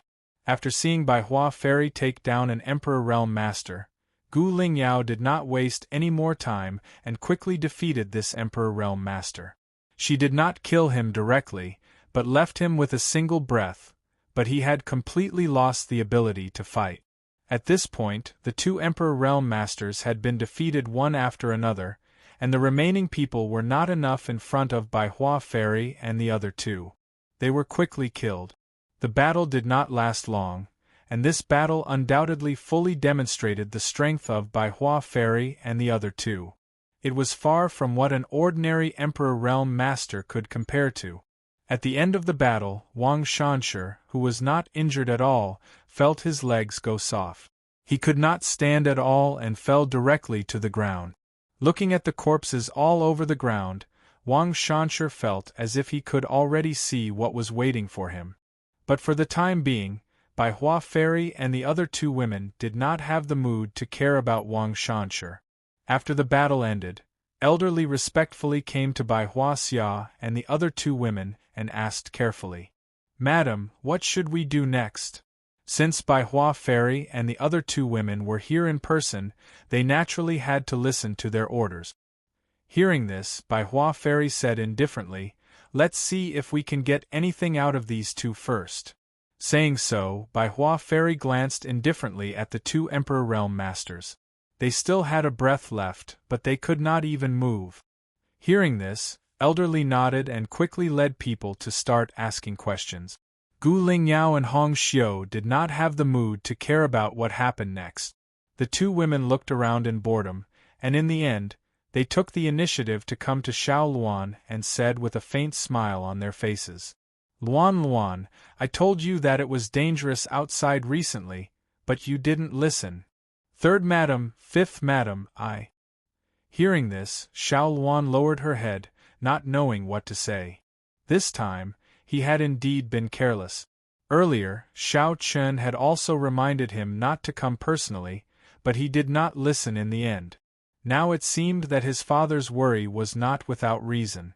Fortunately, Second Mother and the others had arrived in time, and only then did they resolve this crisis.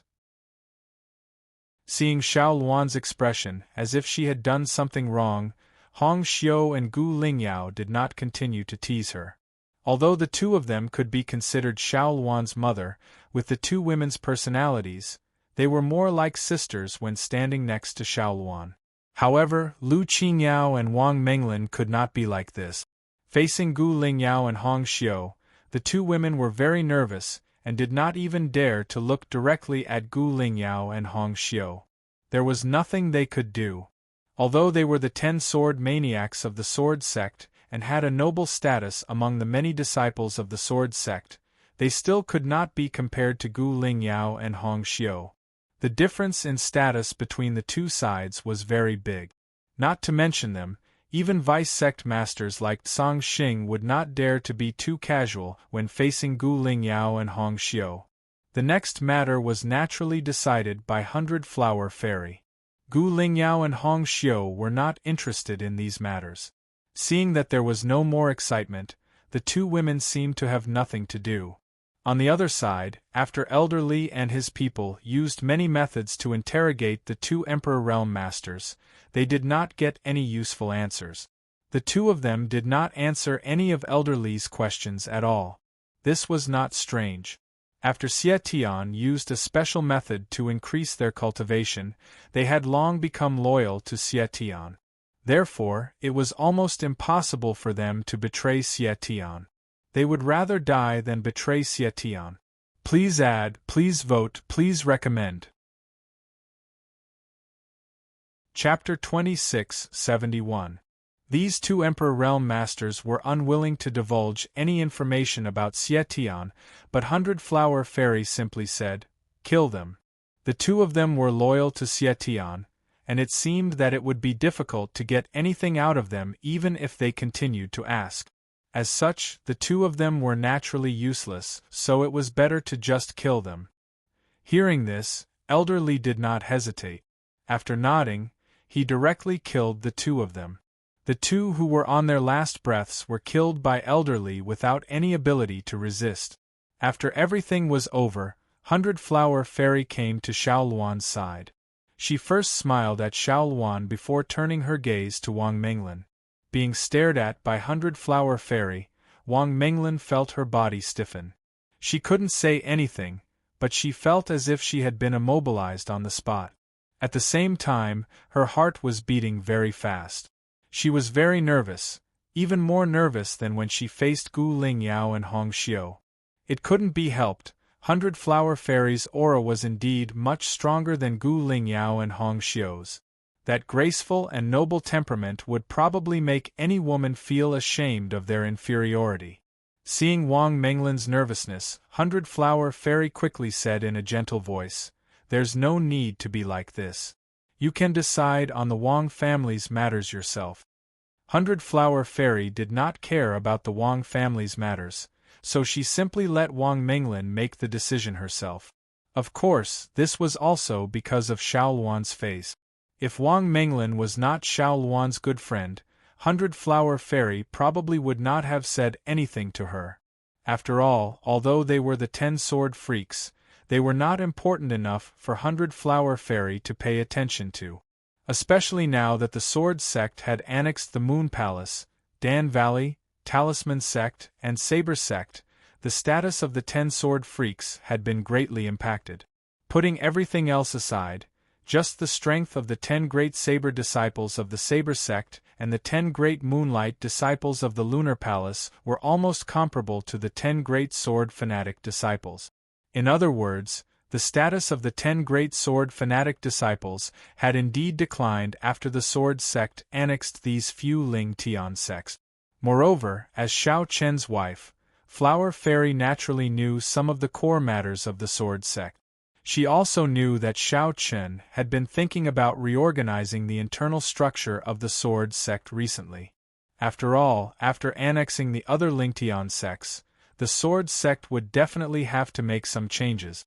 It was impossible for them to continue using the previous structure. Her attitude towards Wang Menglin was amiable, but she also maintained a certain distance from her.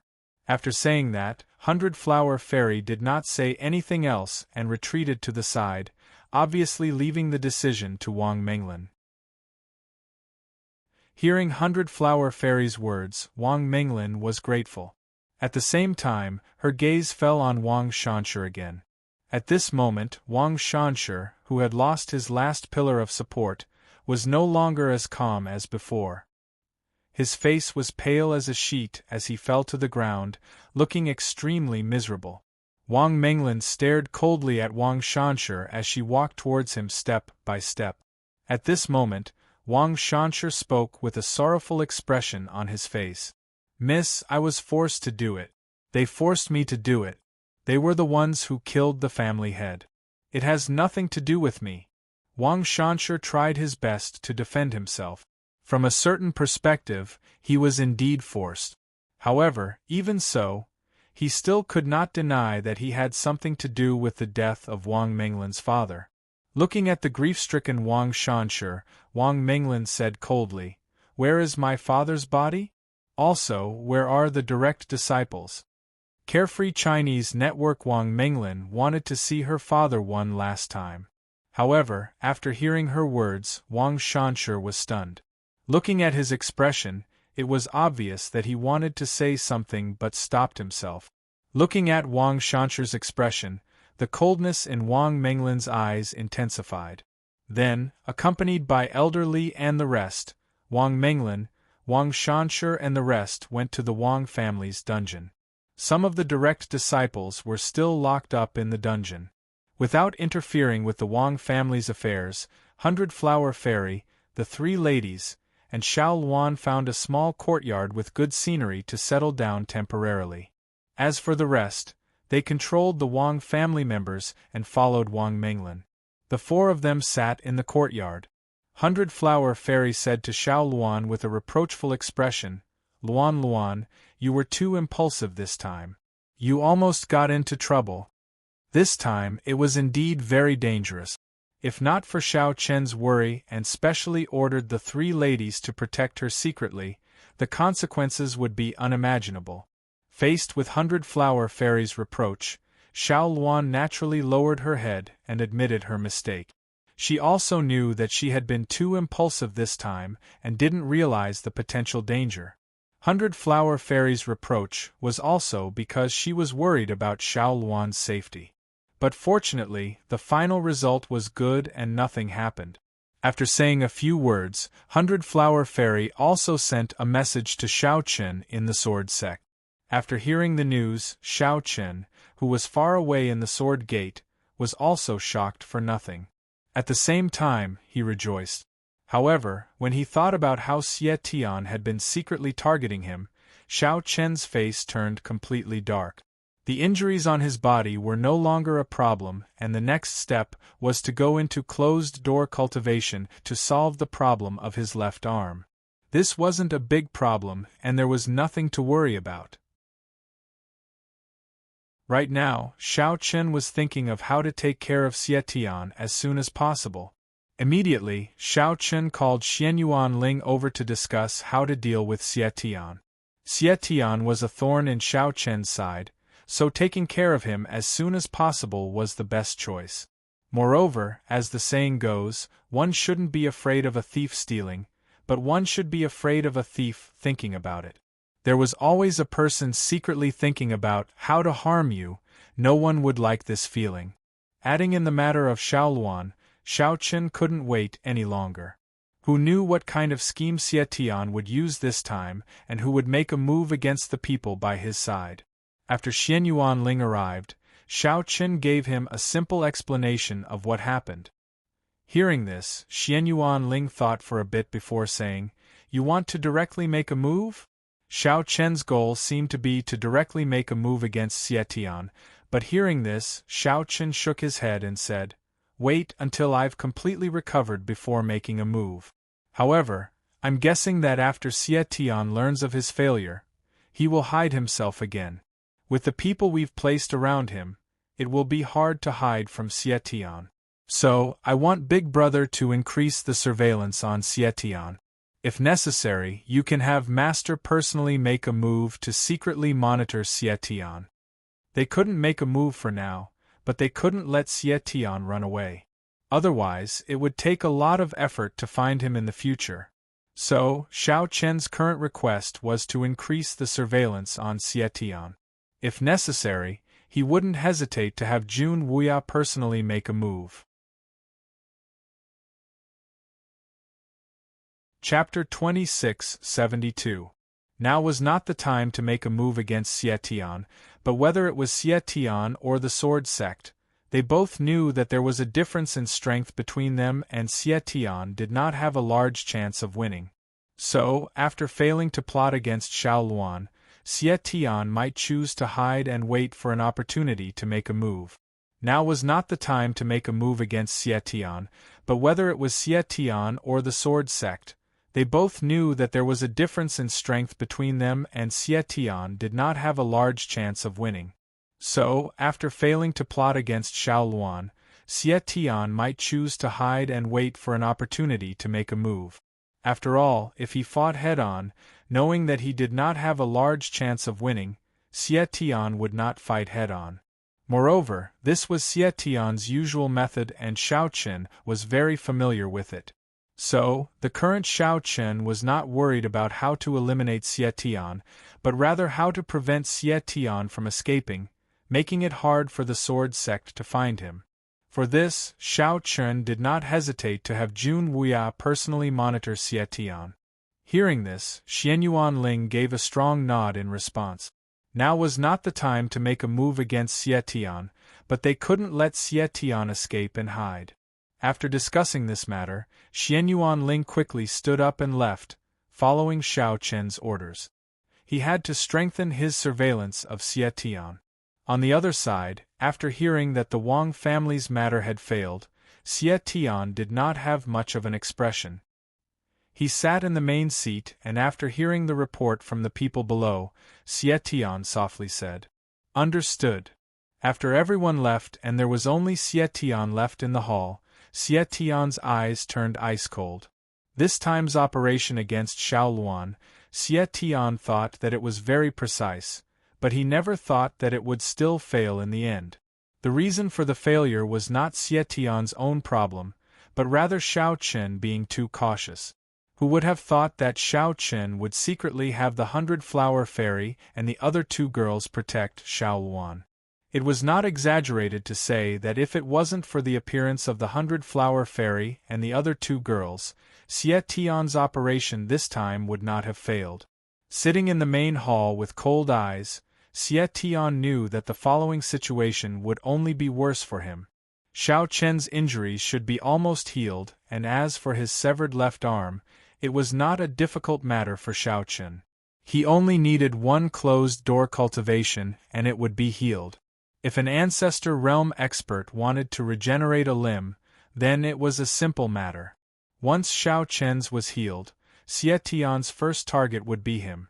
But facing Xiao Chen, Xie Tian did not have any chance of winning. Not to mention that Xiao Chen's cultivation had already broken through to the small success stage of the ancestor realm, which was a small realm higher than his own. Like this, with the difference in cultivation, it was even more impossible for him to be Xiao Chen's match. He definitely wasn't a match in a head-on fight, and his plan had failed again and again. Not to mention that the Sword Sect had already taken care of the Ling Tian sects and had the ability to deal with him. Like this, Xie Tian was in a bit of a difficult situation. Like Xiao Chen had guessed, Xie Tian quickly thought of retreating and hiding, waiting for an opportunity. After all, he wasn't a match in a head-on fight, so he could only use this method. As for contacting those old fellows from the Dark Era, Xie Tian did not even think about it. It was not because of any other reason, but rather because Xie Tian could not contact them at all. Those old fellows from the Dark Era helping him, Xie Tian knew that they had a goal. Now that he was in the boundless world, those old fellows should know about it. But since they did not make a move, they could not be relied on. He could only rely on himself. Since that was the case, he had no choice but to avoid the Swords Gate for the time being. After all, the Swords Gate was too powerful now. Who in the entire world could compete with the Swords Gate? Xie Tian had already made his preparations to retreat. As for where to hide, there were many choices for Xie Tian. After all, the boundless world was this big and there were many small worlds, so it was too easy to hide. Even if the Sword Sect was the ruler of the boundless world, in all these small worlds and the boundless world, wanting to find his group was not an easy matter. It was a pity that when Xie Tian made his decision, Xianyuan Ling had also made his arrangements. After saying goodbye to Xiao Chen, Xianyuan Ling immediately returned to his residence and made arrangements for Xie Tian's matter.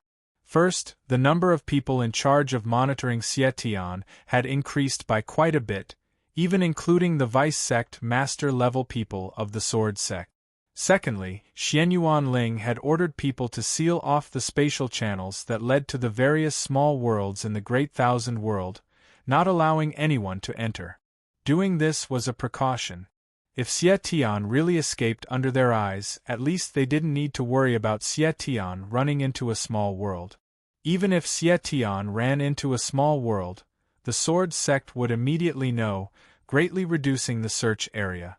With these two adjustments, the possibility of Xie Tian escaping was greatly reduced. But even like this, Xianyuan Ling was still a bit worried. In the end, he personally went to see Jun Wuya. Sword Sect, Jun Wuya's residence. This was a mountain beside the main peak of the Sword Sect. It was specially provided for Jun Wuya and the other old ancestors to live in. Originally there was only Jun Wuya here, but with the Blade Sect, Dan Valley, Talisman Sect, and the Moon Palace, Dao Xiong, Dan Qingyang, Luo Xing, and the others all moved here, making this small mountain a bit more lively. Knowing that Xianyuan Ling had personally come to visit him, Jun Wuya didn't choose to reject him. Seeing Xianyuan Ling in the courtyard, Jun Wuya softly said, "Is something the matter? Old ancestor, I indeed have a request." Hearing this, Xianyuan Ling honestly replied with a very respectful attitude. Xianyuan Ling and Long Qing were very respectful towards Jun Wuya. After all, Jun Wuya had taught them before. Although he didn't officially take them as disciples, it wasn't an exaggeration to say that Jun Wuya had given Xian Yuanling and Long Qing quite a few opportunities. The two of them being able to reach this step today was indeed thanks to Jun Wuya. Xian Yuanling's reincarnation power and Long Qing's ancestral dragon bloodline were all given to him by Jun Wuya. So, even if Xian Yuanling was no longer the young boy from before, when facing Jun Wuya, he still treated him like a junior. He told Jun Wuya the truth. In fact, he wanted Jun Wuya to personally see Xie Tian and didn't need to make a move. However, he couldn't let Xie Tian successfully withdraw. He had to ensure that he knew Xie Tian's specific location. Hearing Xian Yuanling's words, Jun Wuya didn't hesitate too much and directly nodded in agreement. Fine, this old man will personally make a trip. The matter of Xie Tian should be resolved as soon as possible. Otherwise, the Great Thousand World will always be in a mess. Jun Wuya readily agreed. Seeing this, Xian Yuanling naturally cupped his hands and thanked him. Seeking collection, seeking monthly votes, seeking recommendation. This chapter ends. Chapter 2673. Jun Wuya was clearly in charge of monitoring Xie Tian. With such a large move, naturally it could not be hidden from Xie Tian's eyes.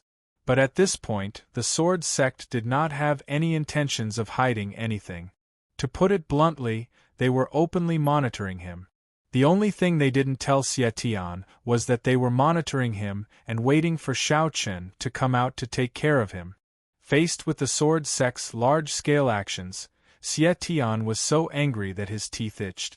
This was simply going too far, but even if he was angry, Xie Tian couldn't do anything. Who could he blame for being weaker than others? To put it bluntly, the Sword Sect was suppressing others. I'm strong, so naturally I can do whatever I want. So what if you're a fish on the chopping board? When the Sword Sect's people firmly surrounded Xie Tian's group, even surrounding them, Shao Chen finally went into closed-door cultivation. The injuries on his body had been healed by Dan Qingyang and had almost recovered.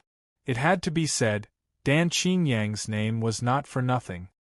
He really was the #1 alchemist in the world. His alchemy skills were something no one could compare to. If it wasn't for Dan Qingyang's help, Shao Chen would not have recovered this quickly. After all, Shao Chen's injuries were not light this time. However, after the injury was healed, Shao Chen still needed to regenerate his left arm. Of course, this was even less of a problem. Not to mention that he had the help of the elixir refined by Dan Qingyang. Even if he relied on his own cultivation, it would not be too difficult for him to regenerate a severed limb. Before going into closed-door cultivation, Shao Chen had specially sent a message to the 100 Flower Fairy, telling them to quickly return after taking care of the Wang family's matters. They also told them not to let Shao Luan wander around outside. The matter had already reached the most crucial point. Shao Chen did not want to give Xie Tian any chance at this final moment, especially to his family. Receiving Shao Chen's message, the 100 Flower Fairies group of 3 naturally agreed. They said that once the Wang family's matters were taken care of, they would return to the Sword Sect without any delay. Like this, Shao Chen finally calmed down and went into closed-door cultivation to heal his left arm. Shao Chen's closed-door cultivation was not hidden from everyone. The 100 Flower Fairy and the other girls in the Wang family had been waiting for Wang Menglin to take care of the Wang family's matters. The group of people led by Wang Shanshi, there was no need to mention that they were all killed by Wang Menglin. Wang Menglin didn't have any sympathy for these people at all. It didn't matter if this matter was controlled by Xie Tian or not, Wang Shanshi and the others couldn't escape the death penalty for their actions. So, there was no doubt about killing them. As Wang Shanshi and the others were killed, the direct descendants of the Wang family, who had been locked up in the dungeon, were all released and regained their freedom. Seeing Wang Menglin return with the experts of the Sword Sect and killing Wang Shanshi's group, The Wang family's direct descendants were all excited. There were even some Wang Menglin's uncles who suggested that Wang Menglin take over the family head position, not caring that Wang Menglin was a girl. Properly speaking, the Wang family head position could not be given to a girl, but in the Wang family's direct descendants, other than Wang Menglin, there was no one more suitable to take over the family head position. It could be considered going against the wishes of the masses, but Wang Menglin rejected them without even thinking about it. In the Wang family's main hall, hearing that everyone wanted her to take over the family head position, Wang Menglin rejected them on the spot.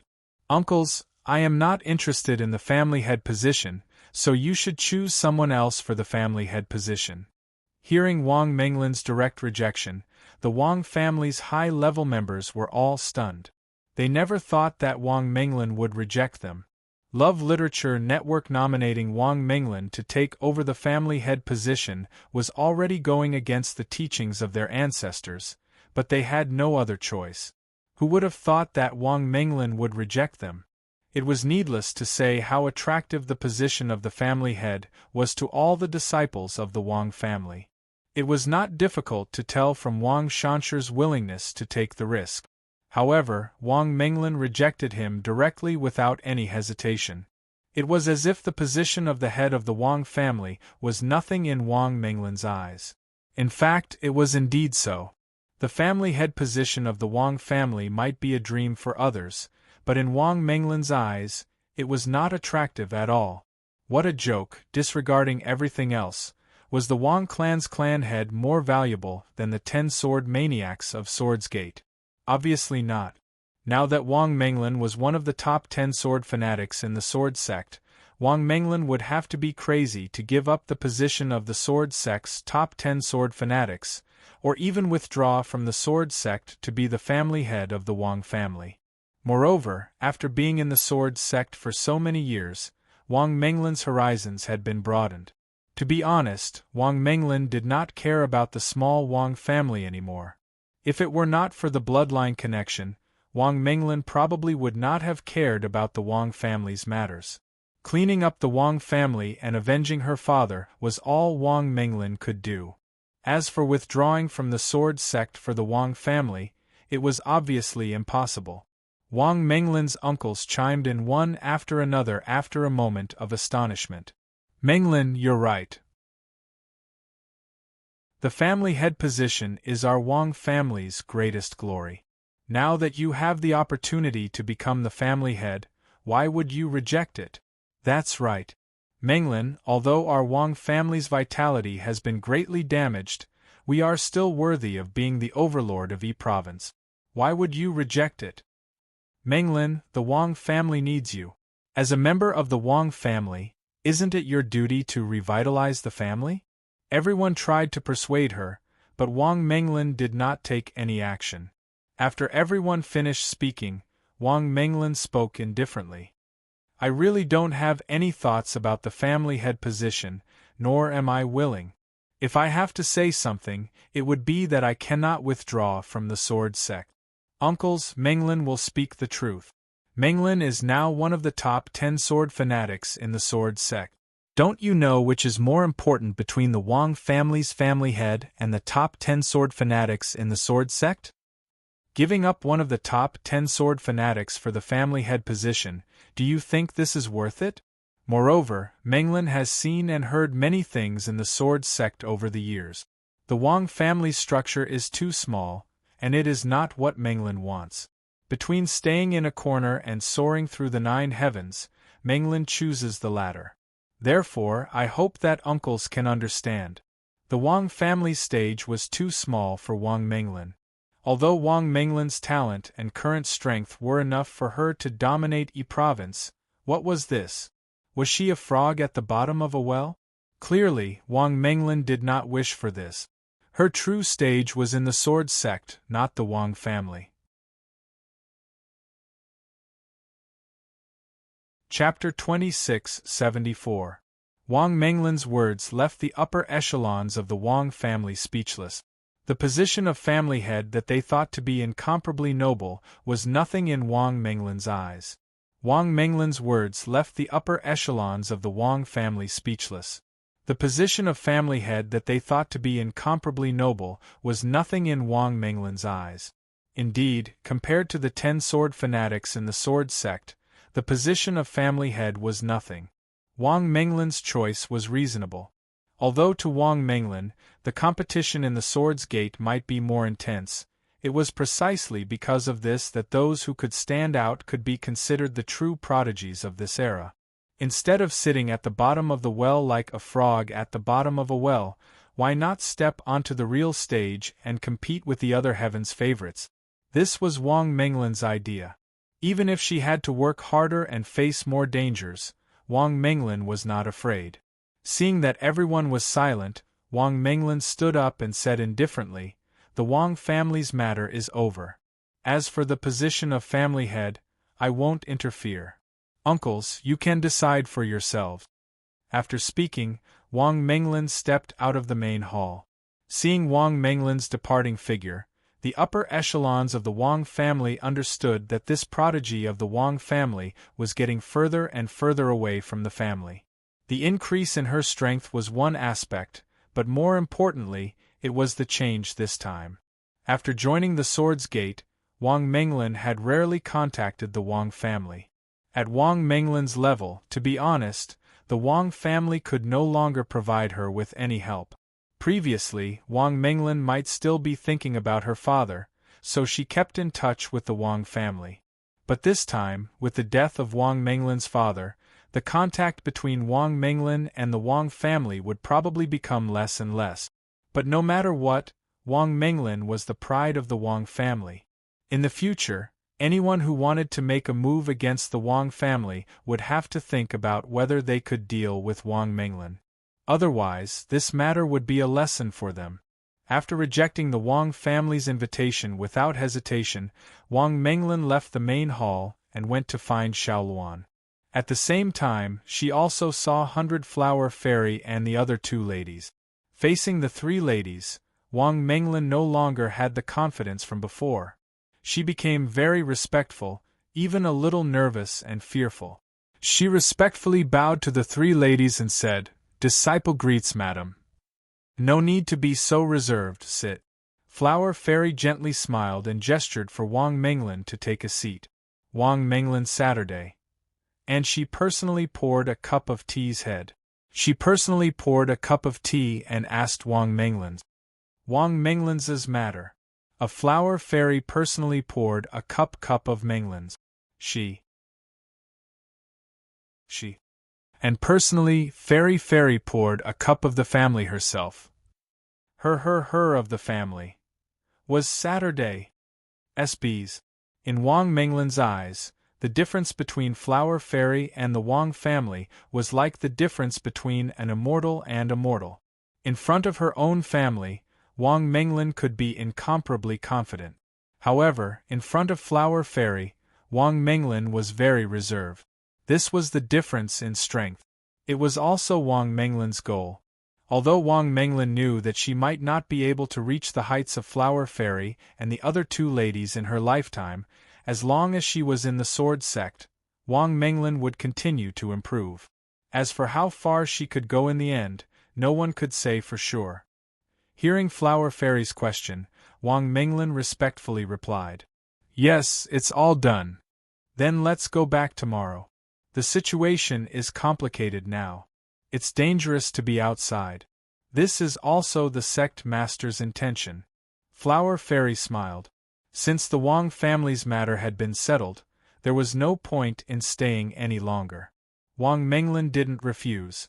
After all, Wang Menglin didn't have much attachment to the Wang family now. To put it bluntly, as long as she was here, there wouldn't be any power that would dare to provoke the Wang family. Wang Menglin was very confident in this point. A day passed. On the second day, Flower Fairy's group left the Wang family and returned to the Sword Sect. On the other side, Xie Tian, who was surrounded by the experts of the Sword Sect, finally couldn't take it anymore. He made a decision that he had no choice, which was to break out of the encirclement. From secretly monitoring him at the beginning to openly monitoring him now, the movements of the sword sect made Xie Tian feel a great threat. At the same time, he also understood Xiao Chen's meaning. They wanted to keep a close eye on him. Once Xiao Chen recovered, they would eliminate him in one fell swoop. For this, Xie Tian naturally couldn't just give up and obediently wait for death. Since secretly retreating was impossible, he could only take advantage of the time before Xiao Chen recovered to forcefully break out of the encirclement. When the time came, he would think of a way to hide himself. Anyway, he couldn't just watch as he died. Thinking of this, taking advantage of the night, Xie Tian led his group to break out of the encirclement. At first it was very smooth since Xie Tian was personally making a move. The people of the sword sect couldn't stop them at all. But in the end, with the appearance of the vice sect master of the sword sect, Xie Tian's group met a strong resistance. But even like this, Xie Tian's group was still able to break out of the encirclement. In the end, Jun Wuya appeared and stopped Xie Tian. In that moment, Xie Tian's face sunk. He never thought that even Jun Wuya would personally come. Looking at Jun Wuya in front of him, Xie Tian's eyes were cold as he said, "Jun Wuya, I never thought that even you would come. There's no other way, they can't stop you with just them." In this regard, Jun Wuya was very calm and even had a faint smile on his face. After all, his mission this time was not to kill Xie Tian, but rather to stop him. Otherwise, Jun Wuya could just escape, and this mission was not hard for Jun Wuya. However, for Xie Tian, Jun Wuya's appearance was not good news. He had been stopped and his subordinates couldn't break through the blockade of the sword sect experts. Like this, wouldn't they be trapped to death? They could only wait for Xiao Chen to come out and be exterminated in one fell swoop? They had made up their mind to trap Xie Tian's group. Xie Tian's heart was filled with rage, and he felt a sense of humiliation, but there was nothing he could do. Xiao Chen had not appeared yet, so the sword sect did not have any plans to make a move. But if they trapped him like this, how was that different from waiting for death? In his rage, Xie Tian knew that he had to break out of this encirclement even if he had to die. So without another word, Xie Tian directly made his move while coldly shouting at Jun Wuya. "Jun Wuya, do you really think you can stop me? You'll know once you try." Hearing this, Jun Wuya gave a cold laugh, not fearing Xie Tian's attack at all. Chapter 2675. Xie Tian had to break out today because being trapped here, he would die sooner or later. Now that Xiao Chen was in closed-door cultivation, the sword sect did not have any intentions of making a move. However, once Xiao Chen came out, the situation would be completely different. Xie Tian had to break out today because being trapped here, he would die sooner or later. Now that Xiao Chen was in closed-door cultivation, the sword sect did not have any intentions of making a move. However, once Xiao Chen came out, the situation would be completely different. At that time, if he couldn't break out of the sword sect's encirclement, the situation would be even more difficult than it was now. So, even if Jun Wuya personally came out to stop him, Xie Tian still firmly wanted to break out and did not have any intentions of retreating. It wasn't that Xie Tian didn't want to retreat, rather there was no path to retreat to. As soon as his voice fell, Xie Tian took the initiative to make a move. Jun Wuya also did his best to counterattack, and the two of them began to fight. Following the intense battle between Jun Wuya and Xie Tian, the other experts from both sides also made their moves, creating a chaotic battle. The battle was very intense, but it was clear that Xie Tian's side did not want to continue fighting. So, their attacks were very fierce, but they did not have any intentions of going all out. They just wanted to break out of the encirclement. Only, with the sword sect's experts doing their best to block them, it was not easy for Xie Tian's group to break out of the encirclement. It was very hard for them to succeed, and they were forced back each time. They had already made their preparations, so this time the sword sect did not fall into a disadvantage at all. They kept attacking Xie Tian's group. In this kind of intense battle, Xie Tian became angrier the more he fought. After all, his goal was not to fight to the death with Jun Wuya, but rather to break out of the encirclement. However, Jun Wuya kept pestering him, not giving him a chance to leave. The more Xie Tian fought, the more anxious he became. On the other hand, Jun Wuya had a relaxed look on his face. Compared to Xie Tian, Jun Wuya was much more relaxed. He did not need to care about anything else, he just needed to make sure Xie Tian didn't break out. This task was very simple. Seeing that he couldn't break through Jun Wuya's blockade, Xie Tian's eyes sunk. It was clear that he was going all out. Seeing this, Jun Wuya spoke in a calm voice. Xie Tian, think carefully before making a move. Are you certain you want to go all out with me here? Being heavily injured is not a good thing for you right now. Jun Wuya softly said, but these words were like a bucket of cold water that instantly made Xie Tian's heart turn cold.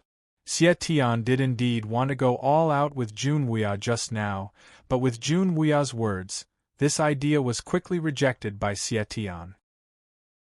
Because what Jun Wuya said was right. At this time, being heavily injured was not a good thing, it would even put him in danger. On the other hand, Jun Wuya was not afraid of being injured. Even if he was heavily injured, Jun Wuya could return to the sword sect to recover. But as for Xie Tian, once he was heavily injured, the consequences could be imagined. He was already facing the endless pursuit of the sword sect, and if he was heavily injured, he wouldn't even have the ability to protect himself. So, if he and Jun Wuya were both heavily injured, Xie Tian was not willing to see this and could not accept it. For a while, the fighting intent that had just appeared in Xie Tian's heart instantly disappeared. Facing the sword sect, Xie Tian felt like he was being suppressed, but there was no other way. Who told the sword sect to be so strong? As for him, Xie Tian, although he had the help of those old fellows from the Dark Era, compared to the sword sect, there was still a large difference. Seeing that Xie Tian had given up the idea of going all out with him, Jun Wuya revealed a faint smile. He didn't say anything else and wasn't in a rush to make a move. As long as Xie Tian didn't run, Jun Wuya didn't care what he did. Seeing Jun Wuya's appearance, Xie Tian's teeth were itching, but he couldn't do a single thing. This large battle ended like this. Xie Tian brought his people back to where they were before, but they weren't able to break through the sword sect's blockade. After this battle, the sword sect's surveillance of Xie Tian's group became even more open. They were surrounded by people from the sword sect, and after this large battle, Xianyuan Ling had sent even more people, completely surrounding Xie Tian's group. Seeing that the hope of breaking through was becoming smaller and smaller, Xie Tian's heart became even heavier. This kind of feeling was like waiting for death. He clearly knew that he couldn't continue like this, but he couldn't find a way to break through. He could only watch as the days passed. Xie Tian naturally wasn't willing to accept this, so in the next few days, Xie Tian kept thinking of ways to break through. He tried all kinds of methods, but there wasn't a single one that succeeded. Xie Tian was thinking of all kinds of ways to break out, and the conflict between the two sides would erupt at any time. However, this didn't affect the other people in the sword sect at all. Because of Xianyuan Ling's actions, Xie Tian's group could be considered trapped in a very small area. They couldn't affect the other parts of the large world at all. So, even if Xie Tian hadn't been destroyed, the other parts of the large world had already returned to normal. Moreover, the people of the world had gradually forgotten about Xie Tian's existence. In this kind of situation where not even a drop of water could pass through, Xie Tian did his best to struggle, but he returned without any success each time. As for the 100-Flower Fairies group of 3, as well as Xiao Luan's group, they had already safely returned to the sword sect. Because Xiao Chen was in closed-door cultivation, the girls didn't disturb Xiao Chen. Just like this, half a month passed. On this day, Xiao Chen finally came out of closed-door cultivation. His left arm that had been cut off had clearly recovered. With his injuries completely healed, Xiao Chen saw Qin Shuru's group rushing over.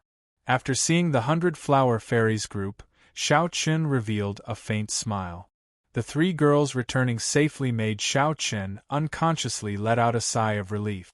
"Husband!" the girls called out to Xiao Chen. Hearing this, Xiao Chen nodded with a smile. Accompanied by the girls, Xiao Chen returned to his residence. After everyone chatted for a bit, Xiao Chen asked, "Where are those 2 brats, Xiao Yao and Xiao Lao?" Not seeing those 2 brats, Xiao Chen was a bit curious. Hearing this, Qin Shuru said with a chuckle, "Those 2 brats went to the martial arts field. They said they wanted to personally witness the outer court disciple competition." This period of time was coincidentally the sword sect's outer court disciple competition. However, Xiao Chen naturally didn't care about the outer court matters. Naturally, the elders and deacons would take care of it. Not to mention Xiao Chen, even the vice-sect masters like Song Xing rarely cared about the outer court matters. Hearing that the 2 brats were going to watch the outer court disciple competition, Xiao Chen didn't say anything. After laughing and scolding, he stood up and said, "I'm going to find Big Brother. It's time to deal with Xie Tian's matter. I'll leave the family matters to you guys." Begging for collection, begging for monthly votes, begging for recommendations. This chapter ends. Chapter 2676. Xiao Chen came out of closed-door cultivation and simply chatted with Qin Shuru and the other girls for a bit before rushing off to find Xianyuan Ling. Xie Tian's matter was the most important right now, and it was time to make a move. Xiao Chen came out of closed-door cultivation and simply chatted with Qin Shuru and the other girls for a bit before rushing off to find Xianyuan Ling. Xie Tian's matter was the most important right now, and it was time to make a move. He learned from Qin Shuru and the other girls that Xie Tian was still surrounded by the sword sect and couldn't escape. Xiao Chen was very pleased with this. As long as Xie Tian didn't run, it was very easy to deal with him. With Xiao Chen's current strength, as long as Xie Tian didn't escape, Xiao Chen was confident he could kill Xie Tian by himself. After all, Xiao Chen's cultivation had already broken through to the small success ancestor realm, which was a small realm higher than Xie Tian's. With the difference in cultivation, Xiao Chen wasn't worried about Xie Tian at all. He was most worried about Xie Tian escaping, but now it seemed like Xianyuan Ling had done a good job, not giving Xie Tian any chance at all. He directly came to Xianyuan Ling's residence, and when he came in, Xiao Chen called out, "Big brother." Hearing Xiao Chen's voice, Xianyuan Ling, who was taking care of business, looked up and said with a smile, "I already guessed that you would come." The news of Xiao Chen coming out of closed-door cultivation was something Xianyuan Ling naturally knew, but because he was busy with work, Xianyuan Ling didn't go see Xiao Chen. Recently, if one had to say who was the busiest in the sword sect, it was without a doubt Xianyuan Ling. Seeing the tired Xianyuan Ling, Xiao Chen felt a bit of self-blame. After all, these things could be considered him forcing Xianyuan Ling, but Xianyuan Ling didn't complain at all. Moreover, Xianyuan Ling did everything very well. Especially after the last mistake, Xianyuan Ling strove to do everything perfectly, as if he would only make a decision after thinking. For example, surrounding Xie Tian this time, Xianyuan Ling had thought of all the details, ensuring that Xie Tian had no chance of escaping. But even like this, Xianyuan Ling did not relax at all and his entire body was tense. Looking at Xianyuan Ling, Xiao Chen said sincerely, "Thank you for your hard work, big brother." These words came from the bottom of Xiao Chen's heart. Regarding this, Xianyuan Ling waved his hand indifferently and said, "You and I are brothers. There's no need to be so polite. Speak, when do you plan to take action?" Xianyuan Ling didn't care about Xiao Chen's gratitude at all.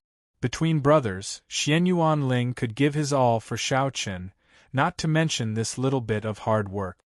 He directly spoke of Xiao Chen's intentions. Xiao Chen had rushed to find him, It must be because of Xie Tian. Moreover, Xiao Chen probably couldn't hold back and wanted to make a move. This time, Xianyuan Ling didn't stop him at all because in his eyes, the time was right. Moreover, Xie Tian didn't have any value, so it was time to eliminate him. Seeing that Xianyuan Ling had seen through his thoughts, Xiao Chen said with a faint smile, Hey, naturally the faster the better. Xiao Chen didn't want to waste too much time. He wanted to take care of Xie Tian as soon as possible so that Xiao Chen could deal with other matters as soon as possible. For example, the Moon Palace, the Saber Sect, the Dan Valley, and the Talisman Sect after they merged into the Sword Sect. Although the disciples of these four Ling Tian sects had merged into the Sword Sect and had lived in the Sword Sect for a period of time, the expansion of the Sword Sect was being actively carried out and would be completed soon. However, there were still some things that hadn't been properly arranged. Moreover, Xiao Chen still had some ideas about merging the 10 Ling Tian sects that hadn't been implemented yet. These were all problems that had to be dealt with in the future. 101 Chinese Network, however, before solving these problems, they had to eliminate Xie Tian first. After all, Xie Tian's matter couldn't be delayed any longer. Xie Tian is now a fish on the chopping board, we can make a move at any time. Moreover, to deal with Xie Tian, there's no need to use any other forces. Third brother will personally go and cooperate with the people surrounding Xie Tian, it's already enough. To deal with Xie Tian, there was no need to send more people. The experts of the Sword Sect surrounding Xie Tian were already enough. Adding in Xiao Chen personally going, there shouldn't be any problems. Hearing this, Xiao Chen also nodded. Xianyuan Ling had sent over half of the experts of the Sword Sect to surround Xie Tian, so this strength was indeed enough. Moreover, after half a month of continuous fighting, Xie Tian's side had suffered heavy losses. As for the Sword Sect's side, because of Xianyuan Ling's arrangements, they didn't suffer too many losses. Normally after a battle, the injured people would be immediately sent back to the Sword Sect by Xianyuan Ling to recover before sending people to replace them. Like this, it was like a war of attrition. Xie Tian's side never had any rest, but the Sword Sect was different. After they were injured, they would immediately receive treatment and recover. Moreover, there would be people who would immediately fill in the gap. It could be said that with this method, the Sword Sect was gaining more and more of an advantage against Xie Tian. At this point, Xie Tian didn't dare easily break through because the more he fought, the more disadvantageous it was for Xie Tian. He didn't have the terrifying logistical support of the Sword Sect. Now was indeed the best chance to make a move against Xie Tian. Hearing this, Xiao Chen directly said, All right, then I'll go with second sister. Big brother will stay in the Sword Sect. Xianyuan Ling didn't need to participate, he just needed to stay in the Sword Sect and stabilize the situation. Xiao Chen would go with Long Qing to fight the final battle with Xie Tian. Xianyuan Ling didn't stop Xiao Chen's decision because this was indeed the best choice. After the two of them talked for a bit, Xiao Chen decided to leave early in the morning. He also sent a message to Junwia, Song Xing, and the others, telling them to prepare themselves. Once he arrived, he would launch the final attack on Xie Tian, swearing to eliminate Xie Tian's group in one fell swoop. After escaping death several times and each time he appeared, Xie Tian would bring him a large amount of trouble. This made Xiao Chen feel no pity for Xie Tian at all. This person had to be killed, otherwise he would always be a disaster. But this time, Xiao Chen had to see if Xie Tian really had an undying body, being able to escape death each time. After a night of silence, the next morning, Xiao Chen brought Long Qing and left the Sword Sect in front of the high-level members and disciples of the Sword Sect. They didn't move a single person from the Sword Sect because this was already a battle where victory was already in their grasp. No matter how one looked at it, Xie Tian wasn't a match for the Sword Sect. Seeing Xiao Chen leave, the disciples of the Sword Sect were filled with confidence. They didn't think that they would lose this battle at all because everyone knew that Xie Tian was already a lamb waiting to be slaughtered. When to make a move, it all depended on their sect master. But now, Shao Chen clearly felt that it was time to make a move. Sect master will definitely return victorious. This was what all the disciples said in unison, and what they were thinking in their hearts. Chapter 26:77. Shao Chen left with Long Qing. The entire sword sect was filled with confidence, not worrying about the result of this battle at all because in everyone's eyes, this was a battle they would definitely win. The sword sect was filled with confidence, but Xie Tian on the other side was not in a good mood at all. Xie Tian was currently feeling very depressed because after half a month of hard work, he still couldn't break through the sword sect's encirclement. Furthermore, with the end of every battle, the gap between their strength and the sword's gates would widen. It couldn't be helped. The sword's gate had sufficient supplies and could even be said to be a war of attrition. On the other hand, the sword's gate could be said to be at the end of their rope. They had already used up all their pills, and of Xie Tian's subordinates, many of them were heavily injured and had lost the ability to fight. There were even some that were directly killed because of their injuries. Like this, Xie Tian's side that couldn't compare to the sword sect was becoming harder and harder to fight against the sword sect.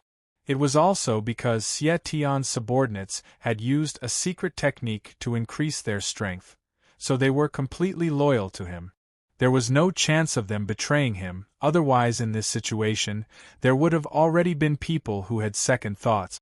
This was the only good news for Xie Tian, but even like this, the current situation for Xie Tian was becoming more and more dangerous. Moreover, according to the calculations of time, Xie Tian guessed that Shao Chen was about to come out of closed-door cultivation. Once Shao Chen came out, it could be imagined what would happen to him. Because he was heavily surrounded, Xie Tian naturally had no way of knowing what was happening in the outside world. He also didn't know that Shao Chen had already come out of closed-door cultivation and was on his way here.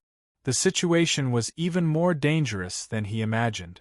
However, even if Xie Tian knew, he didn't have any good methods. This was a dead end for him, a dead end that he couldn't break at all. His heart was filled with anger and depression, but there was nothing he could do. Xie Tian already didn't know what he should do. If he continued to break out, there was little hope and he would be wasting his strength, which was clearly not good. But if he didn't break out, could it be that he had to wait for death here? Wait for Shao Chen to come out of seclusion and then launch the final attack? Xie Tian was in a difficult situation, and the experts of the sword sect surrounding Xie Tian were already making their final preparations. They had already received Shao Chen's orders and were prepared to deal the final fatal blow to Xie Tian. Now they were just waiting for Shao Chen to arrive and then they could attack. Medicinal pellets, charms, and other supplies were distributed to the Sword's Gate Qi practitioners. Each and every Sword's Gate Qi practitioners received enough medicinal pellets and charms to prepare for the final battle. After a day passed, Shao Chen brought Long Qing to the sect where Xie Tian's group was. This sect had been destroyed by Xie Tian and became Xie Tian's temporary base. He had never made a move against this place. Now was the time. With Shao Chen's arrival, Jun Wuya, Song Xing, and the others personally came to greet him. When he saw Jun Wuya, Shao Chen took the initiative to greet him. Master. Although Shao Chen's strength had already surpassed Jun Wuya's, Shao Chen was still very respectful to Jun Wuya. Regarding this, Jun Wuya also nodded with a faint smile. The group entered the starship floating in the air. This was the temporary command center for the experts of the sword sect. In the starship, Shao Chen directly spoke. Master, everyone, it's time to end this battle. We'll launch our attack tomorrow morning and take down Xie Tian's group in one fell swoop. Shao Chen did not say anything because there was no need to say anything. Dealing a fatal blow and killing Xie Tian was this simple goal. Moreover, the difference in strength between both sides was too great, so there was no need to use any tactic. There was only one request, and that was to not leave a single person alive. Xie Tian and Xie Tian's subordinates, they didn't want a single person alive. This was because Xiao Chen was very clear that Xie Tian's subordinates would never surrender. Moreover, even if they surrendered, Xiao Chen did not dare trust them at all, so it was better to just kill them. As for Xie Tian himself, there was no reason to let him go. He had to be killed without a doubt. Hearing Xiao Chen's words, everyone nodded. Seeing this, Xiao Chen turned to Jun Wuya and said, "Master, I'll have to trouble you to attack with me tomorrow." He did not have any intentions of being arrogant. Xiao Chen was planning to have Jun Wuya work with him and use the fastest time to kill Xie Tian.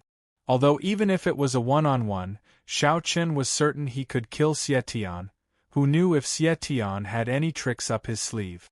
If he insisted on leaving at that time, or if he had some unknown methods, Xiao Chen was worried that he wouldn't be able to stop him by himself. So, just in case, Xiao Chen had Jun Wuya work with him. Jun Wuya's task was to make sure that Xie Tian did not escape. Now was not the time to talk about fairness. So what if it was 2 against 1, as long as they could kill Xie Tian, it was enough. Hearing Xiao Chen's words, Jun Wuya replied with a nod. He understood Xiao Chen's meaning, so he did not reject him. Letting everyone rest for the night, they would attack tomorrow morning. Xiao Chen did not choose to attack at night.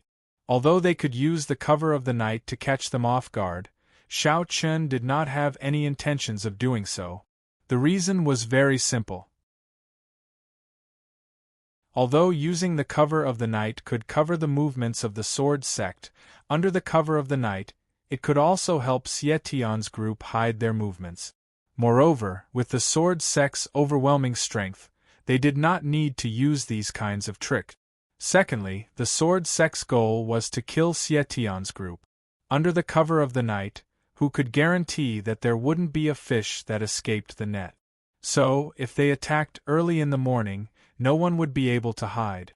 The sword sect would be able to catch them all in one fell swoop, making sure that not a single fish escaped the net.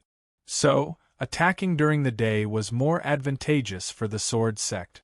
Even if Xie Tian was prepared, it didn't matter.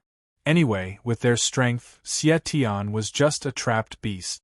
After a peaceful night, the next morning, under Xiao Chen's orders, the experts of the sword sect began to close in on Xie Tian's group from all directions, quickly closing in on them. Although Xie Tian was the first to receive this news, he also guessed that Xiao Chen had come out and the sword sect was preparing to launch their final attack on him. But Xie Tian did not have a way to deal with this. Seeing the sword sect's encirclement shrink and seeing that they were almost at his door, Xie Tian did not have a way to break out. The only thing he could do now was to fight to the death. But this result, in Xie Tian's eyes, was already set in stone and there would not be any changes. Please add, please vote, please recommend. This chapter ends. Chapter 2678. At this time, Xie Tian felt a trace of despair. This was the feeling of not being able to do anything even though he knew what the enemy wanted to do.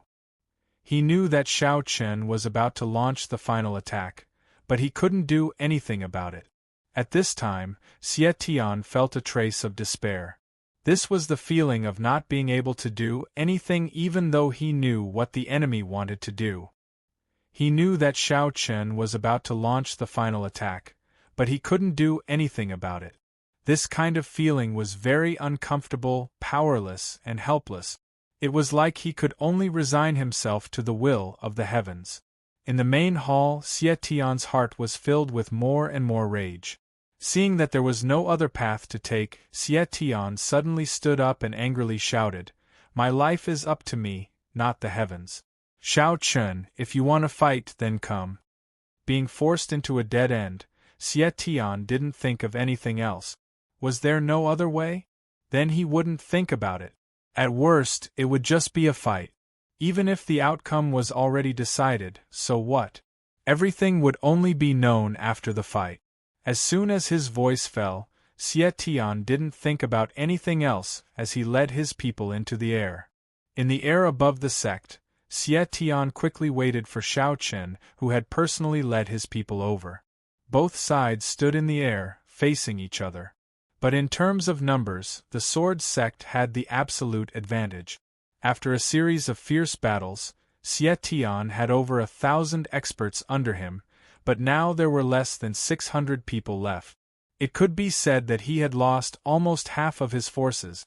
On the other hand, the Sword Gate side had over 10,000 people.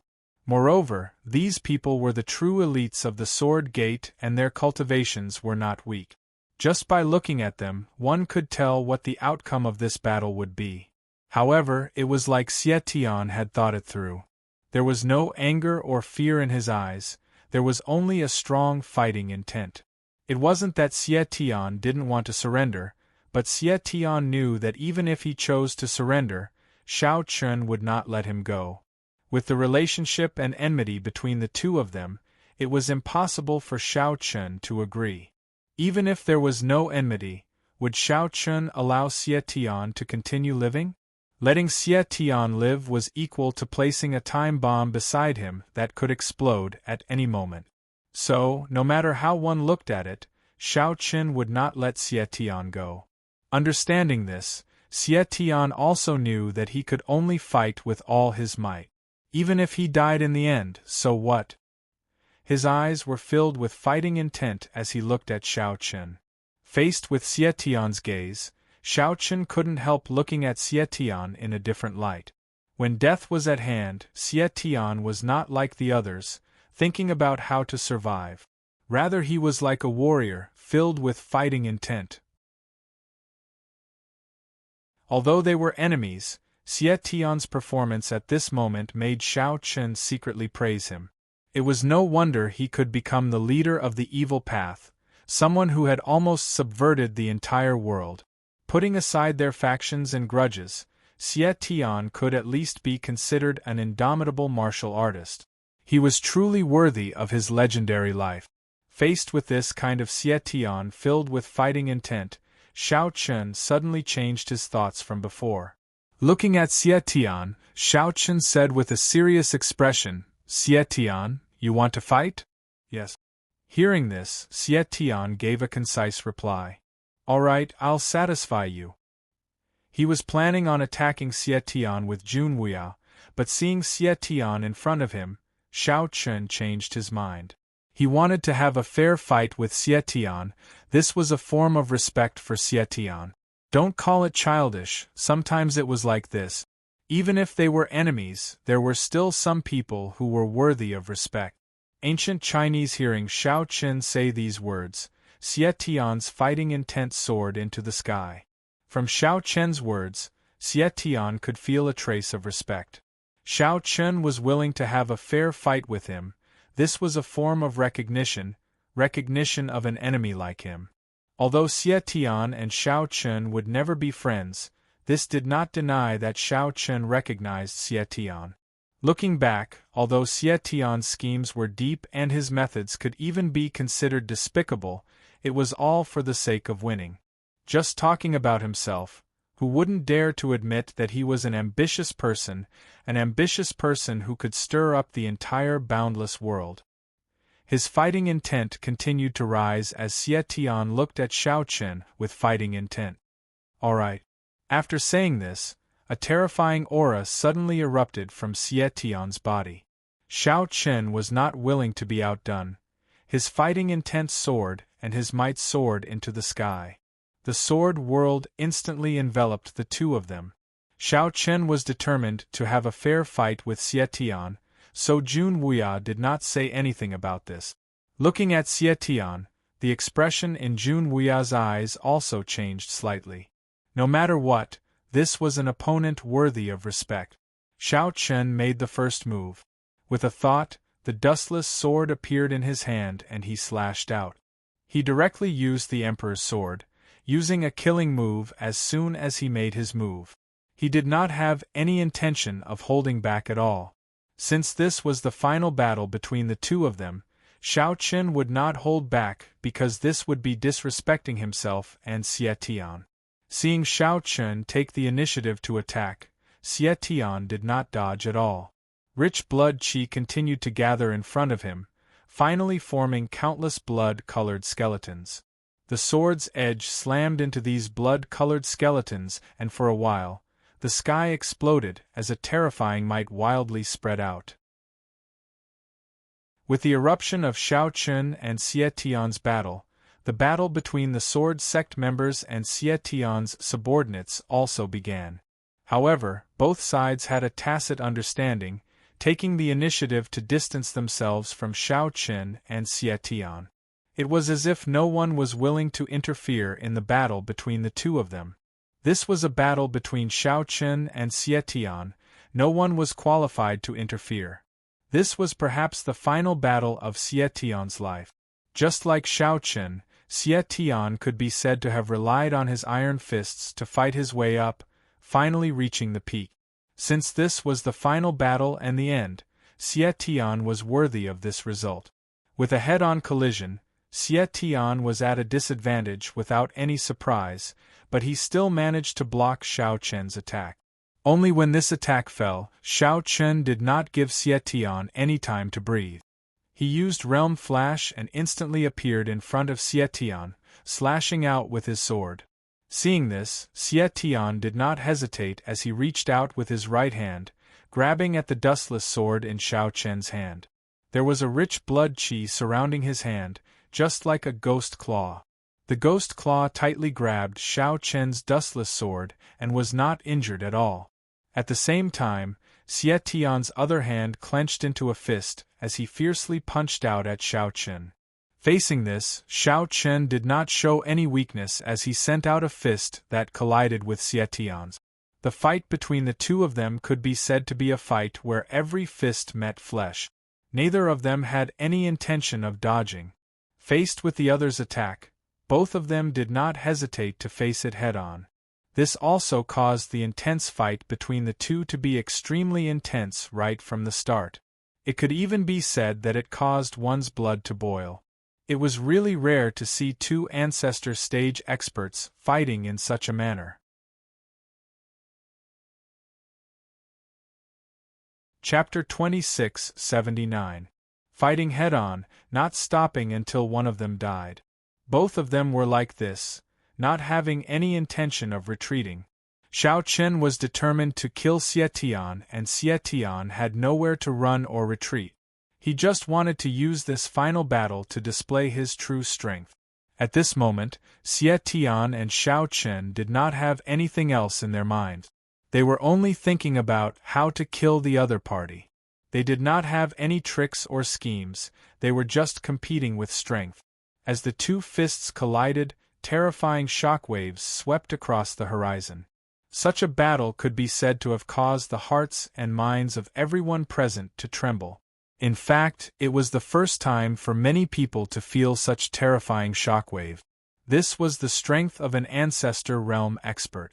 And under this kind of head-on collision, Xiao Chen and Xie Tian naturally did not feel good. Their blood and qi surged, but compared to Xie Tian, Xiao Chen's situation was clearly better.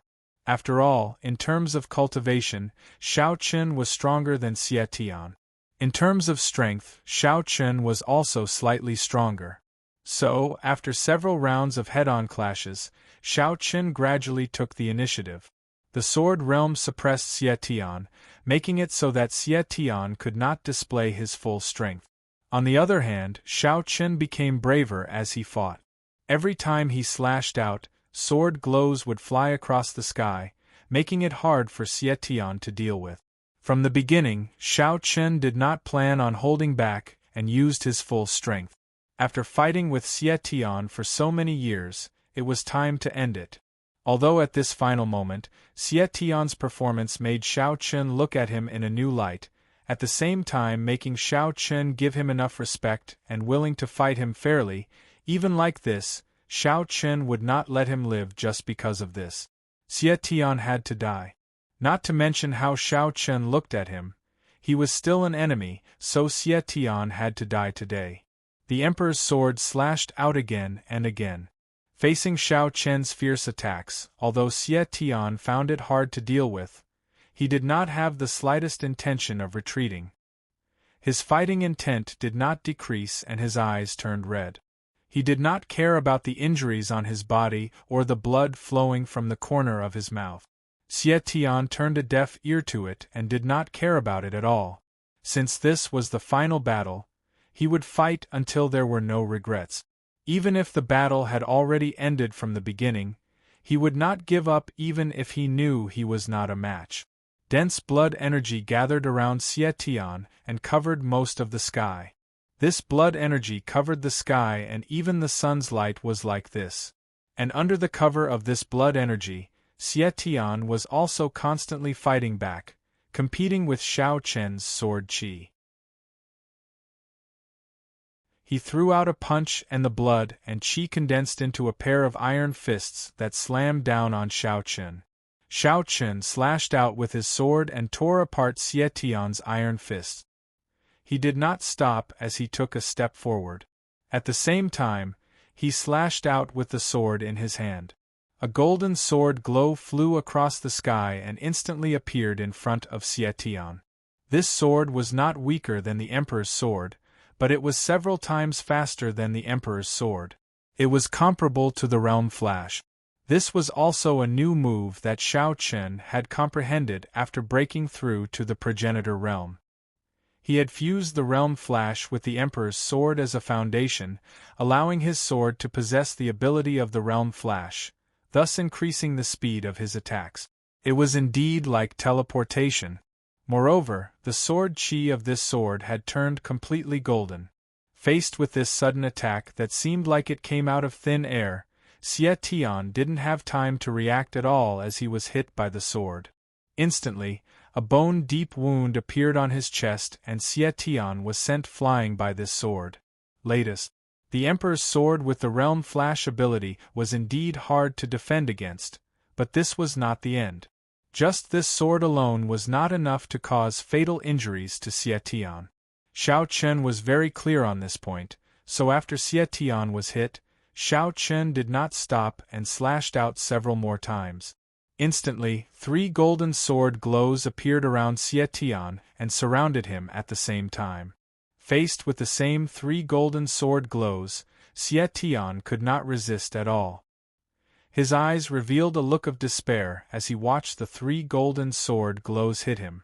Instantly, intense pain filled Xie Tian's body. At the same time, Xie Tian felt his aura disappearing and his divine soul was about to be torn apart. This was the sign of death. Xiao Chen's 3 sword glows did not hold back at all and were aimed at killing Xie Tian. Xie Tian was hit by the 3 golden sword glows and was heavily injured.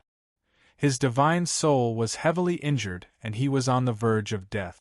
Everything happened very quickly, and after the golden light disappeared, Xie Tian, who was covered in blood with a weak aura and disheveled hair, appeared in front of everyone again. But the current Xie Tian did not seem to have any strength left to fight. Seeing Xie Tian, who only had a single breath left, Xiao Chen softly said, "Xie Tian, it's over." Hearing this, Xie Tian looked at Xiao Chen with sparkling eyes. He was very clear on his own situation, and it was indeed over. Even if Xiao Chen did not make a move, it would be hard for Xie Tian to survive. The injuries to his body did not count for anything, but the most important thing was that Xiao Chen's attack had heavily injured his divine soul. The divine soul was heavily injured, and even an ancestor realm expert would find it hard to recover. Moreover, it was a direct injury to his foundation. At this moment, Xie Tian could clearly feel that his divine soul was already slowly dissipating. This meant that his divine soul was already on the verge of collapse. A faint smile appeared on his face. Facing death, Xie Tian had thought it through. There was no longer any fighting intent in his eyes as he calmly looked at Xiao Chen and spoke in a calm voice. "That's right, it's over. It's time to end it." At this moment of life and death, Xie Tian had a carefree expression. The ending could not be changed, but the eyes he looked at Xiao Chen with were filled with a complicated look. Xie Tian did not know what kind of feelings Xiao Chen had. When they first met, Xiao Chen did not enter his eyes at all. But in just a few years, Xiao Chen had already grown to this point. If there was a heaven's chosen one in this world, it would be Xiao Chen. Losing to him was not an injustice. Hearing Xie Tian's words, Xiao Chen did not reply. He directly slashed out with the Emperor's sword, and a sharp sword glow and countless sword qi swallowed Xie Tian. Facing Xiao Chen's attack, this time Xie Tian did not choose to dodge or resist. Perhaps he knew the result and calmly accepted it. Xie Tian chose to accept his fate. It was like Xiao Chen had said, the fight between the two of them should end here.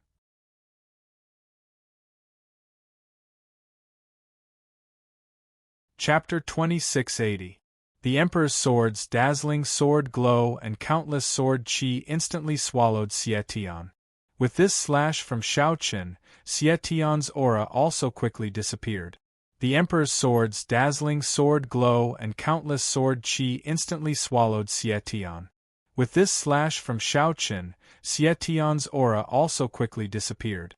Although they couldn't see Xie Tian's figure, based on his aura, Xie Tian should have already died, killed by Xiao Chen. After all, with Xie Tian's previous injuries and now that he had been hit by Xiao Chen, the chances of him surviving was very small, or it could be said that it was almost impossible. Xiao Chen successfully killing Xie Tian, this was something that was expected. However, Xie Tian's death still made some people feel that it was a bit unreal, like Zhang Xing's group. It wasn't that they didn't have confidence in Xiao Chen, rather it was because they had fought with Xie Tian for all these years. Even if they were enemies, Xie Tian's position in the hearts of Zhang Xing's group was very high. Not to mention the previous Xie Tian had suppressed the entire boundless world. For this kind of hero to fall like this, it indeed made people feel that it was too unreal.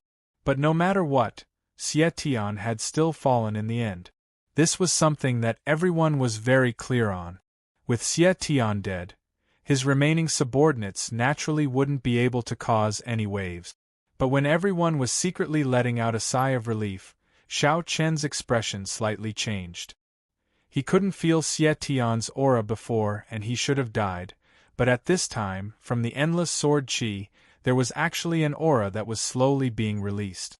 Xiao Chen was filled with doubts about this. He didn't know the reason, but his intuition told Xiao Chen that this matter wasn't that simple. The facts were indeed as Xiao Chen thought. Xie Tian, who was surrounded by endless sword qi, should have died, but now, there was a thick black mist that was rising from Xie Tian's body. This black fog quickly surrounded Xie Tian's body, and under the cover of this black fog, Xie Tian's injuries could be seen with the naked eye quickly healing. Xie Tian, who had already lost consciousness, but with the help of the black fog, he slowly woke up like he had come back from the dead. But Xie Tian, who had escaped death, didn't have a trace of joy in his eyes. Rather, his eyes were filled with fear. Escaping death should have made him happy, but Xie Tian was not like this at all. This was because under the cover of the black fog, Xie Tian felt like his consciousness was being swallowed, being pulled into the abyss by something. His consciousness, intelligence, and everything else seemed to be stripped away. That's right, it was as if someone was occupying his body and soul, erasing his consciousness. To put it bluntly, there was a mysterious power that wanted to take over Xie Tian's body. This was Xie Tian's first time encountering this kind of thing, and it was very strange, so he wasn't happy at all. This was because if this continued, then he, Xie Tian, would also die. As for his body and divine soul, they wouldn't be his anymore. He tried his best to force this mysterious power out of his body, but no matter how Xie Tian tried, this mysterious power wouldn't move at all. Xie Tian also couldn't do a single thing to this mysterious power. After several attempts, Xie Tian finally felt a familiar aura from this mysterious power. This aura was something Xie Tian had felt in the Dark Era. It was the power that those old fellows from the Dark Era had. At the same time, it was this power that allowed Xie Tian to be reborn. But now, this power wanted to swallow him and take over his body and soul. Instantly, Xie Tian seemed to understand something. His eyes filled with a sky-soaring rage as he shouted through gritted teeth.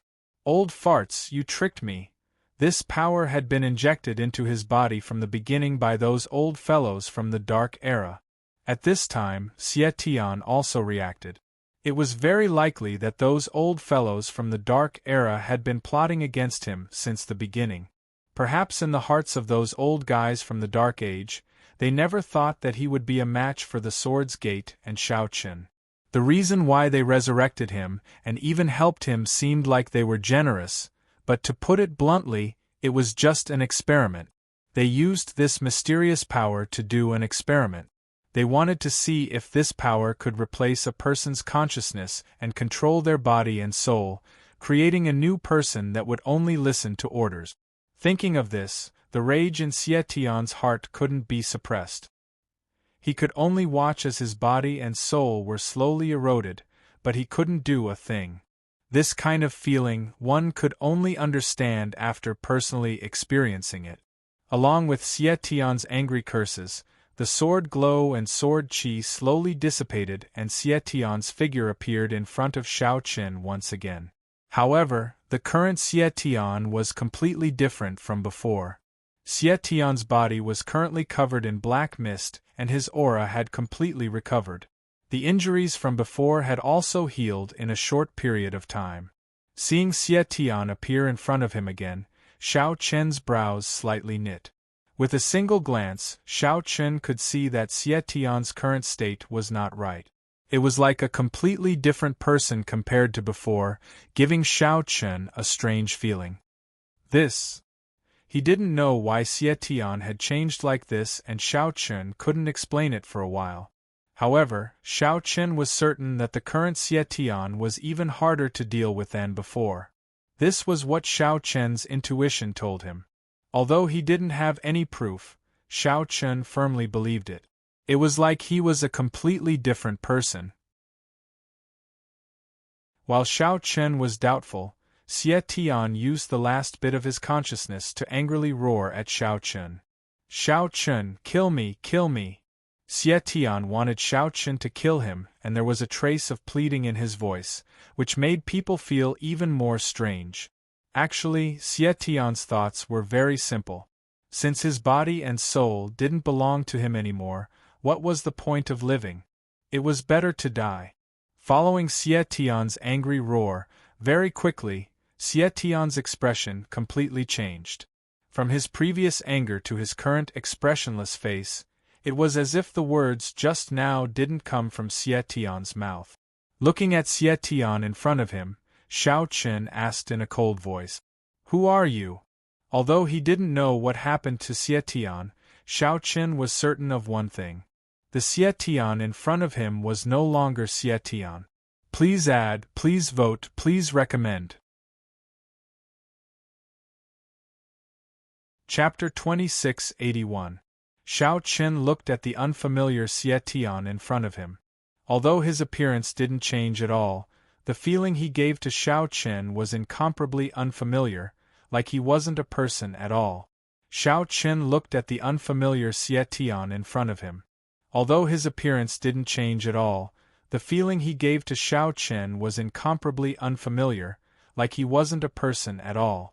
So Shao Qin was certain that the Xie Tian in front of him wasn't Xie Tian at all.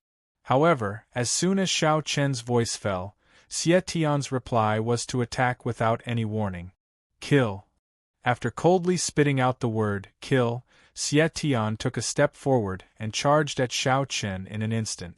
At the same time, the black mist around him wildly expanded, quickly enveloping the space the two of them were in. Being surrounded by the black mist, Xie Tian's aura increased by several times, reaching the limit of the ancestor realm. He threw out a fierce punch. The attack style and style were no different from before, but Shao Qin was certain that this was not Xie Tian. Or rather, it was something that had inherited Xie Tian's body and martial arts skills. Without time to think, Xiao Chen could only slash out with his sword, clashing with Xie Tian. The two of them clashed, and this time, Xie Tian actually wasn't at a disadvantage. The two of them were evenly matched. Xiao Chen, who had the absolute advantage before, but now that he was fighting with Xie Tian, he couldn't gain the slightest bit of advantage. This kind of change shocked everyone, but before anyone could think about it, Xiao Chen and Xie Tian's battle had already erupted. At this moment, Xiao Chen didn't have the slightest bit of carelessness. Although he didn't know what had happened to Xie Tian, he had to kill Xie Tian in the end. Whether the Xie Tian in front of him was Xie Tian or someone else had taken over his body, Xiao Chen couldn't allow Xie Tian to continue existing.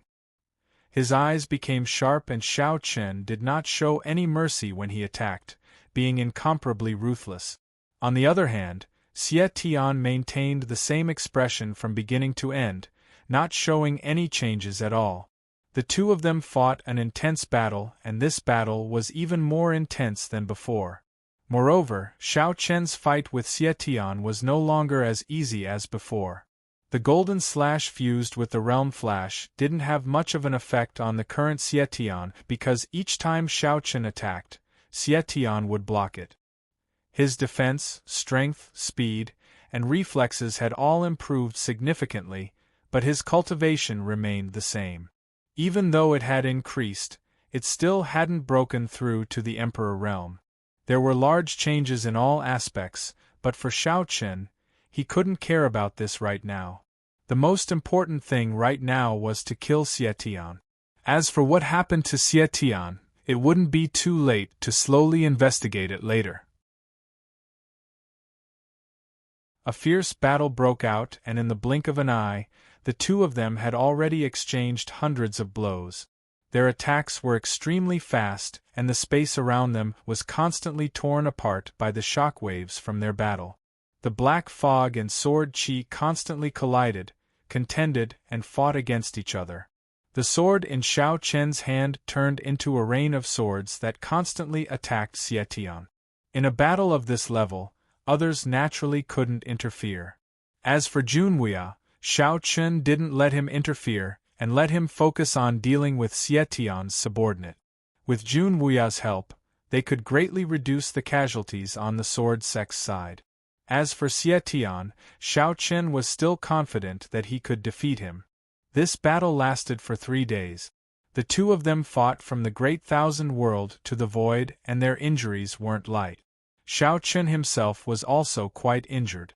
However, compared to Xie Tian, Xiao Chen's injuries were much lighter. Xie Tian was already heavily injured.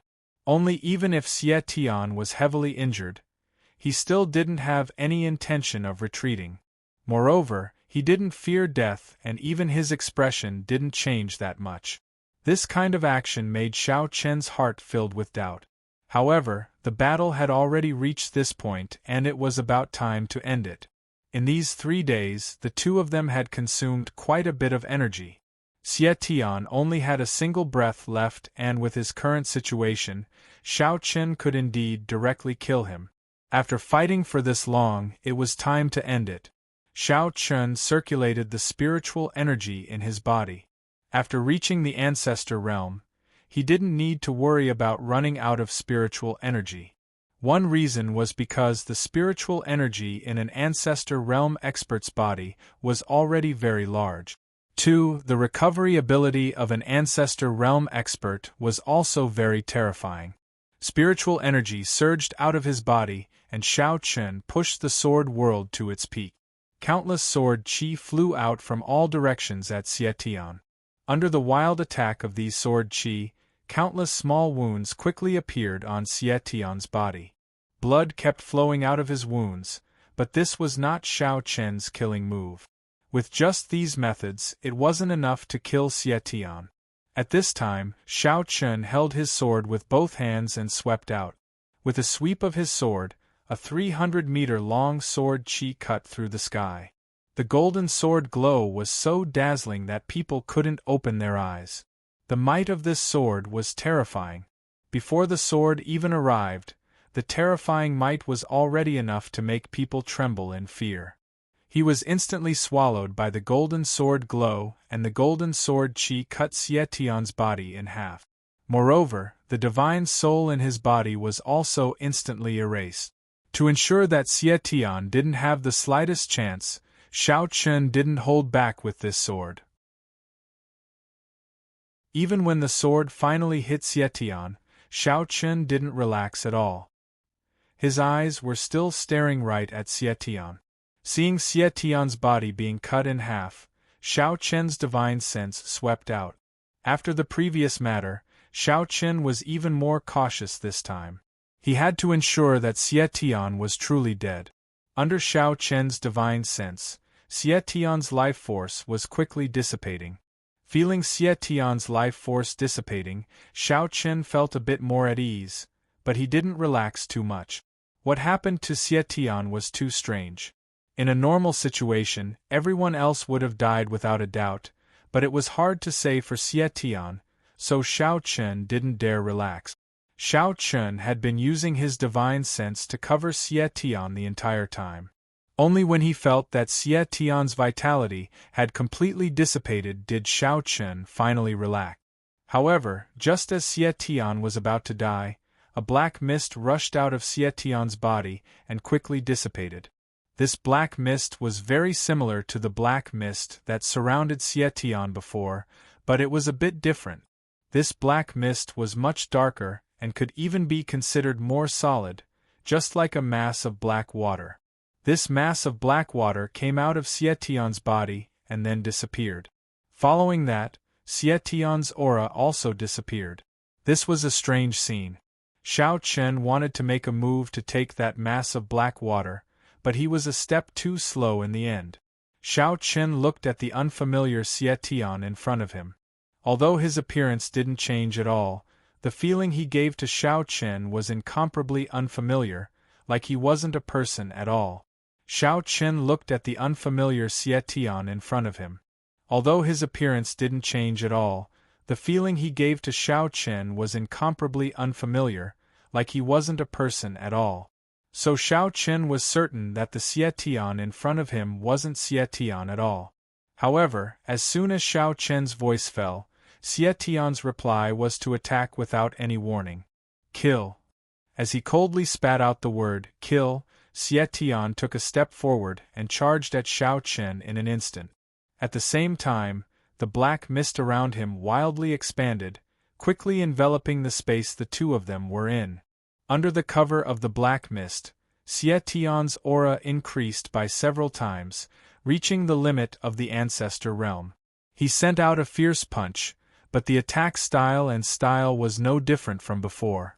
However, Shao Chun was certain that this wasn't Xietian, or rather something had inherited Xietian's body and martial skills. Without any time to think, Shao Chun could only send out a slash, clashing with Xietian. The two of them clashed, but this time, Xietian wasn't at a disadvantage and the two of them were evenly matched.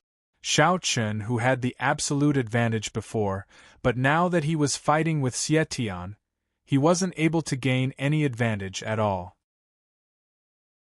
This kind of change shocked everyone, but before anyone could think, Shao Chun and Xietian's battle had already begun.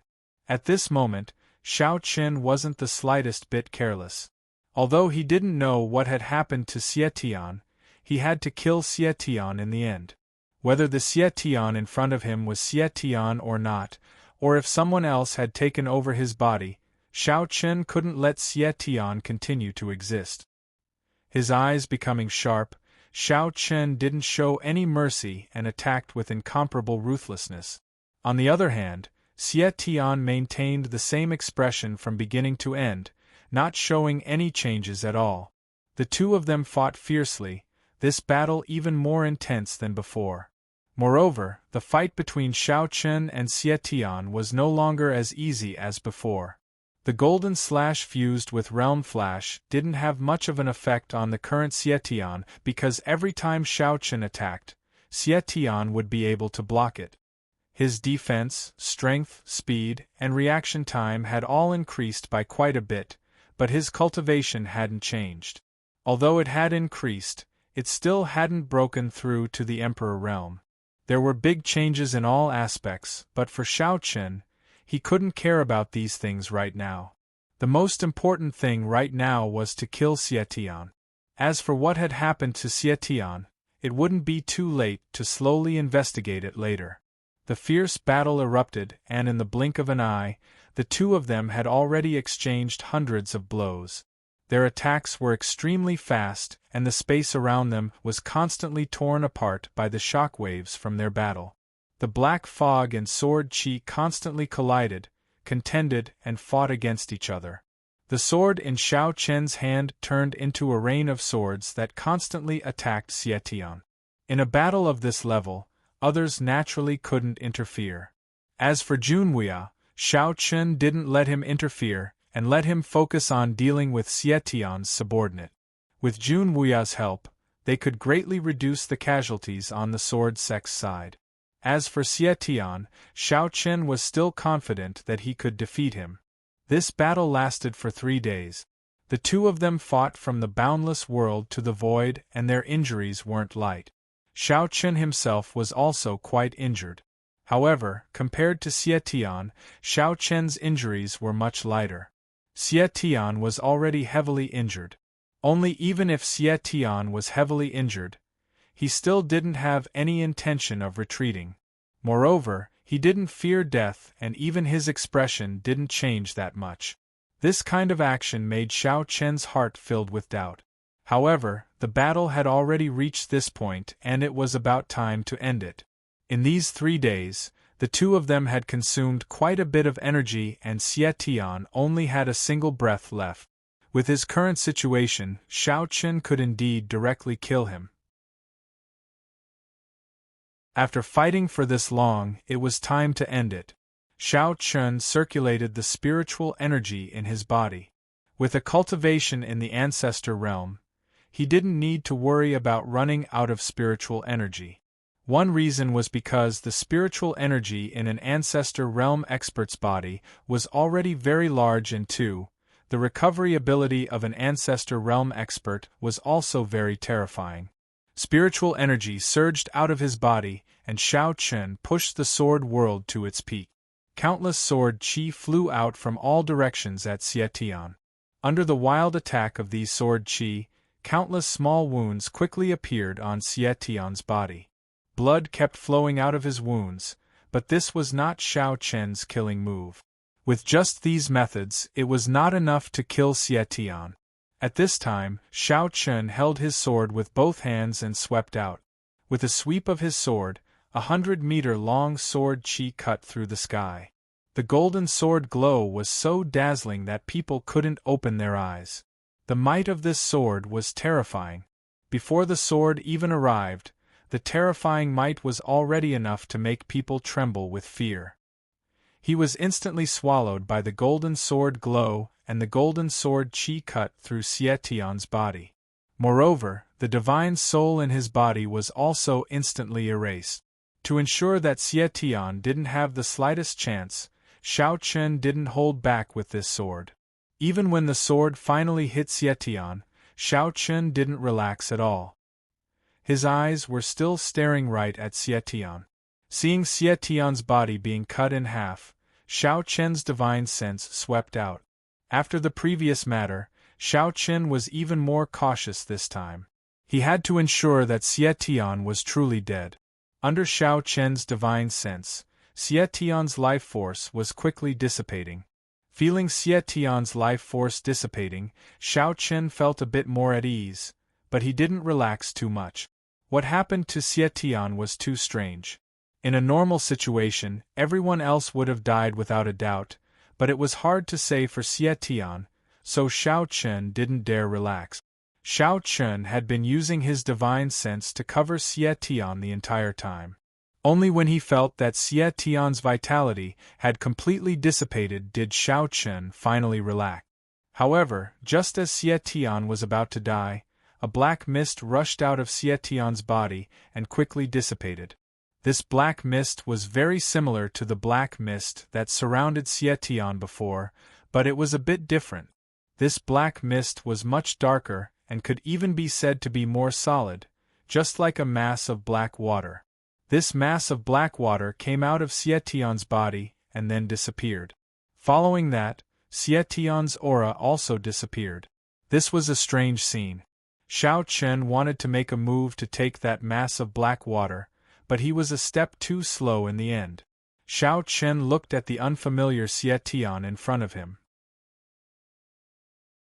Although his appearance didn't change at all, the feeling he gave to Xiao Chen was incomparably unfamiliar, like he wasn't a person at all. Xiao Chen looked at the unfamiliar Xietian in front of him.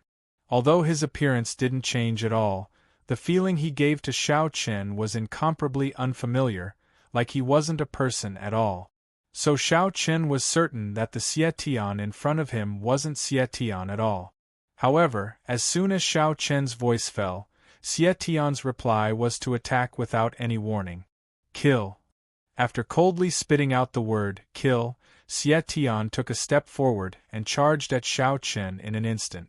At the same time, the black mist around him wildly expanded, quickly enveloping the space the two of them were in. Under the cover of the black mist, Xietian's aura increased by several times, reaching the limit of the ancestor realm. He sent out a fierce punch, but the attack style was no different from before. However, Xiao Chen was certain that this wasn't Xietian, or rather something had inherited Xietian's body and martial skills. Without time to think, Xiao Chen could only send out a slash and clash with Xietian. The two of them clashed, and this time, Xietian actually wasn't at a disadvantage. The two of them were evenly matched. Xiao Chen, who had the absolute advantage before, but now that he was fighting with Xietian, he couldn't gain any advantage at all. This kind of change shocked everyone, but before anyone could think about it, Xiao Chen and Xietian's battle had already begun. At this moment, Xiao Chen didn't have the slightest bit of carelessness. Although he didn't know what had happened to Xietian, he had to kill Xietian in the end. Whether the Xietian in front of him was Xietian or not, or if someone else had taken over his body, Xiao Chen couldn't let Xietian continue to exist. His eyes becoming sharp, Xiao Chen didn't show any mercy and attacked with incomparable ruthlessness. On the other hand, Xietian maintained the same expression from beginning to end, not showing any changes at all.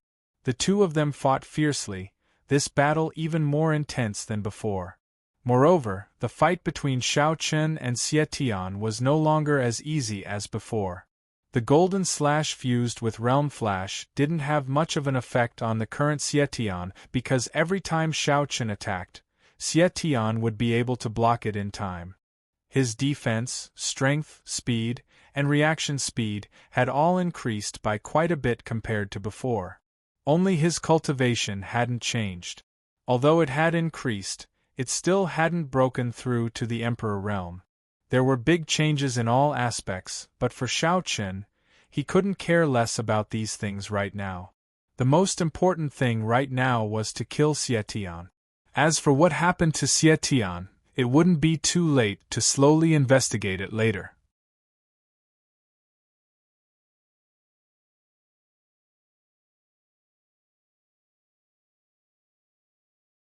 This kind of change shocked everyone, but before they could think about it, Xiao Chen and Xietian's battle had already begun. At this moment, Xiao Chen didn't have the slightest bit of carelessness. Although he didn't know what had happened to Xietian, he had to kill Xietian in the end. Whether the Xietian in front of him was Xietian or not, or if someone else had taken over his body, Xiao Chen couldn't let Xietian continue to exist. His eyes becoming sharp, Xiao Chen didn't show any mercy and attacked with incomparable ruthlessness.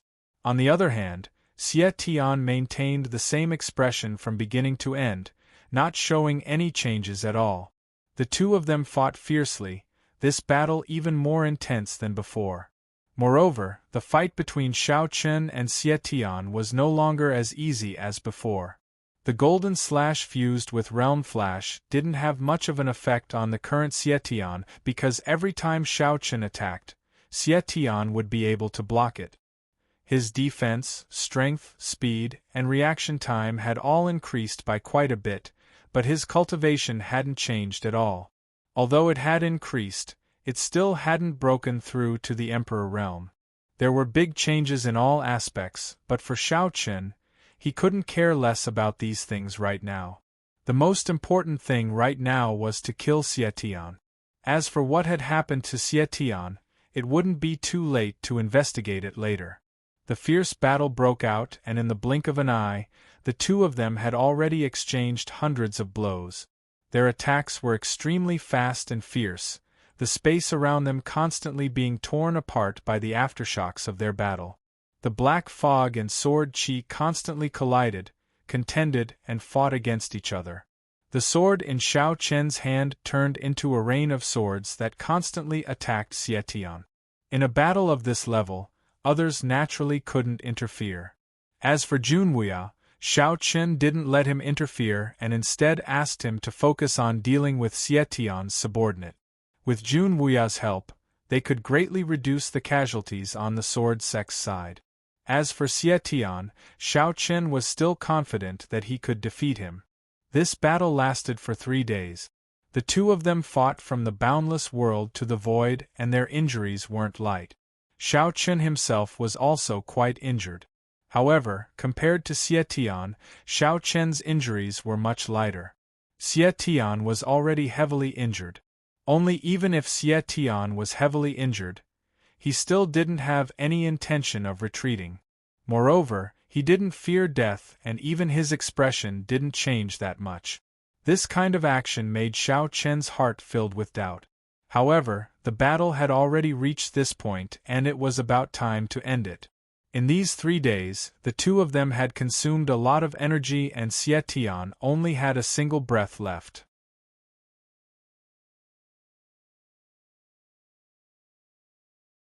Xiao Chen looked at the unfamiliar Xie Tian in front of him. Although his appearance didn't change at all, the feeling he gave to Xiao Chen was incomparably unfamiliar, like he wasn't a person at all. Xiao Chen looked at the unfamiliar Xie Tian in front of him. Although his appearance didn't change at all, the feeling he gave to Xiao Chen was incomparably unfamiliar, like he wasn't a person at all. So Xiao Chen was certain that the Xie Tian in front of him wasn't Xie Tian at all. However, as soon as Xiao Chen's voice fell, Xie Tian's reply was to attack without any warning. Kill. After coldly spitting out the word, kill, Xie Tian took a step forward and charged at Xiao Chen in an instant. At the same time, the black mist around him wildly expanded, quickly enveloping the space the two of them were in. Under the cover of the black mist, Xie Tian's aura increased by several times, reaching the limit of the ancestor realm. He sent out a fierce punch, but the attack style was no different from before. However, Xiao Chen was certain that this wasn't Xie Tian, or rather something had inherited Xie Tian's body and martial skills. Without time to think, Xiao Chen could only send out a slash and clash with Xie Tian. The two of them clashed, and this time, Xie Tian actually wasn't at a disadvantage. The two of them were evenly matched. Xiao Chen, who had the absolute advantage before, but now that he was fighting with Xie Tian, he couldn't gain any advantage at all. This kind of change shocked everyone, but before anyone could think about it, Xiao Chen and Xie Tian's battle had already begun. At this moment, Xiao Chen didn't have the slightest bit of carelessness. Although he didn't know what had happened to Xie Tian, he had to kill Xie Tian in the end. Whether the Xie Tian in front of him was Xie Tian or not, or if someone else had taken over his body, Xiao Chen couldn't let Xie Tian continue to exist. His eyes becoming sharp, Xiao Chen didn't show any mercy and attacked with incomparable ruthlessness.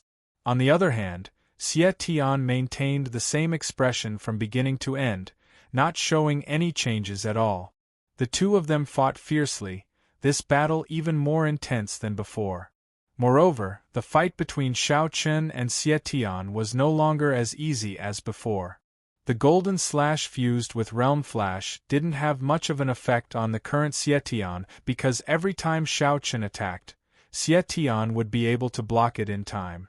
His defense, strength, speed, and reaction speed had all increased by quite a bit compared to before. Only his cultivation hadn't changed. Although it had increased, it still hadn't broken through to the Emperor realm. There were big changes in all aspects, but for Xiao Chen, he couldn't care less about these things right now. The most important thing right now was to kill Xie Tian. As for what happened to Xie Tian, it wouldn't be too late to slowly investigate it later.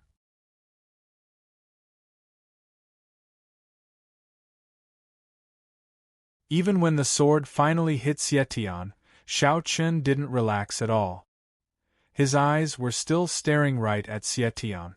Seeing Xie Tian's body being cut in half, Xiao Chen's divine sense swept out. After the previous matter, Xiao Chen was even more cautious this time. He had to ensure that Xie Tian was truly dead. Under Xiao Chen's divine sense, Xie Tian's life force was quickly dissipating. Feeling Xie Tian's life force dissipating, Xiao Chen felt a bit more at ease, but he didn't relax too much. What happened to Xie Tian was too strange. In a normal situation, everyone else would have died without a doubt, but it was hard to say for Xie Tian, so Xiao Chen didn't dare relax. Xiao Chen had been using his divine sense to cover Xie Tian the entire time. Only when he felt that Xie Tian's vitality had completely dissipated did Xiao Chen finally relax. However, when Xie Tian's body was completely destroyed, a black mist rushed out of Xie Tian's body and quickly dissipated. This black mist was very similar to the black mist that surrounded Xie Tian before, but it was a bit different. This black mist was much darker and could even be considered more solid, just like a mass of black water. This mass of black water came out of Xie Tian's body and then disappeared. Following that, Xie Tian's aura also disappeared. This was a strange scene. Xiao Chen wanted to make a move to take that mass of black water, but he was a step too slow in the end. Begging for collection, begging for monthly votes, begging for recommendations. This chapter ends.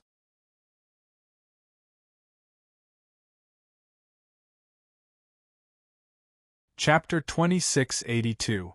That mass of black water gave Xiao Chen a very strange feeling, and Xiao Chen was 80% certain that Xie Tian's change was related to that mass of black water. But if it was just a mass of black water that took Xie Tian's body and even pulled him back from the edge of death, Xiao Chen still felt that it was a bit unbelievable. But no matter what, Xie Tian was now completely dead because Xie Tian's corpse was right in front of him. He already couldn't feel any signs of life, so he was certain that Xie Tian was dead. Putting away Xie Tian's corpse, Xiao Chen gave a soft sigh. Then he took a step forward and tore through space, disappearing on the spot. Taking away Xie Tian's corpse was to properly study it. After all, Xie Tian's change was just too strange, and even Xiao Chen didn't know what to say. This kind of change made Xiao Chen's heart filled with an indescribable feeling. He wanted to see if he could find any clues. After 3 days of intense fighting, with Xiao Chen's return, Xie Tian's matter was finally over. At the place of the battle, Jun Wuya and the others were already waiting for Xiao Chen's triumphant return. Seeing Xiao Chen appear, Jun Wuya, Cang Xing, and the others all came forward. Jun Wuya asked in a concerned voice, "How is it, are you all right?" "Master, be assured. It's just some superficial wounds, it's not a problem." Hearing this, Xiao Chen replied with a smile. Although killing Xie Tian a second time, Xiao Chen had indeed spent quite a bit of energy. To be honest, with Xie Tian's strength, even if he had suddenly increased, it was still impossible for him to heavily injure Xiao Chen. Hearing this, Jun Wuya secretly let out a sigh of relief. It was good that he was fine. Xie Tian had been killed and not a single one of his subordinates had escaped. Actually, everything had gone very smoothly. In the beginning, the Sword Sect members had been guarding against Xie Tian's subordinates escaping, but in the end, Xie Tian's subordinates were like Death Knights. Not a single one of them chose to escape and fought to the end. In the end, when there was only one person left, not a single one of Xietian's subordinates chose to escape. The loyalty of these people to Xietian was something the Sword Sect members never thought of, but this also saved the Sword Sect quite a bit of trouble. At least they didn't need to worry about fish escaping the net. The end result of this matter was very satisfactory. After returning to the starship, Xiao Qin changed his clothes and swallowed a healing pill. Hearing Tsang Xing and the others report, he finally relaxed and ordered them to return to the Sword Sect. Although there were some twists and turns in the middle, the final result was as expected. Only, on the way back, Xiao Qin kept thinking about the matter of Xietian. Why did Xietian suddenly change like this? When he killed Xietian the first time, he should have died, but he strangely came back from the dead and even recovered to his peak condition. Moreover, how was strange feeling of him? Or was it a strange increase in strength, speed, and other things? How was he going to explain this? Carefully looking over Xietian's corpse, even Jun Wuya joined in. But after a careful examination, Xiao Qin and Jun Wuya still couldn't find any answers. Xietian's corpse, everything was normal and there wasn't anything strange about it. But because of this, Xiao Qin felt that it was strange. If there was nothing different, then what did everything that happened before count for? Helplessly giving up for now, Xiao Qin looked at Jun Wuya and helplessly said, "Master, I keep feeling that this matter isn't that simple. Xietian's matter couldn't be that simple." Hearing this, Jun Wuya gave a slight nod and said, "It is indeed very strange, but we can't do anything right now." What was hidden behind Xietian, Xiao Qin didn't know for now. Hearing Jun Wuya's words, Xiao Qin could only give up on investigating this matter for now. After taking care of Xietian, Xiao Qin only had two important matters left. One was the Sword Sect and the second was refining the source energy. He didn't know how long it would take to refine the source energy, and he didn't know what kind of conditions he needed to meet. So, Xiao Qin had to focus on the Sword Sect for now. The reorganization of the Sword Sect was something that had to be done. After the Sword Sect, Moon Palace, Dan Valley, and Talisman Sect, these 10 great heaven ascending sects merged into the Sword Sect. They naturally couldn't continue studying the previous structure. After all, the disciples of the Sword Sect were all sword cultivators. If you let the disciples of the Sword Sect practice the sword, wouldn't they have to start from scratch? This obviously couldn't be done. So, the Sword Sect had to be reorganized and changed. Only in this way could the disciples of the Sword Sect and the other 4 great sects be completely integrated into the Sword Sect. Otherwise, all the previous efforts would have been in vain. Along the way, they returned to the Sword Sect. At the same time, in the Origin World, several old fellows of the Righteous Path Alliance were gathered together. Xietian had been killed and the matter of the vast Thousand World had been settled.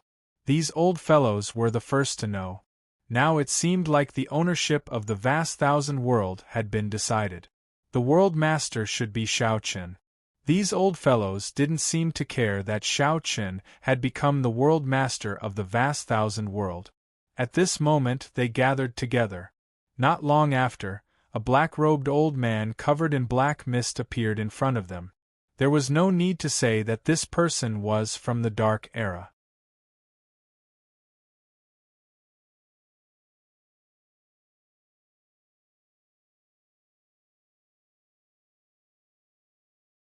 Chapter 2683. The outside world had no way of knowing what had happened in the Origin World. In the Great Wide World, after successfully killing Xietian, Xiao Qin's group returned to the Sword Sect. With Xietian's death, the Great Wide World had completely returned to peace. After this incident, the structure of the Great Wide World had completely changed. The Saber Sect, Moon Palace, Dan Valley, Talisman Sect, and other Lingtian sects had long disappeared in the long river of time. They had been annexed by the Sword Sect.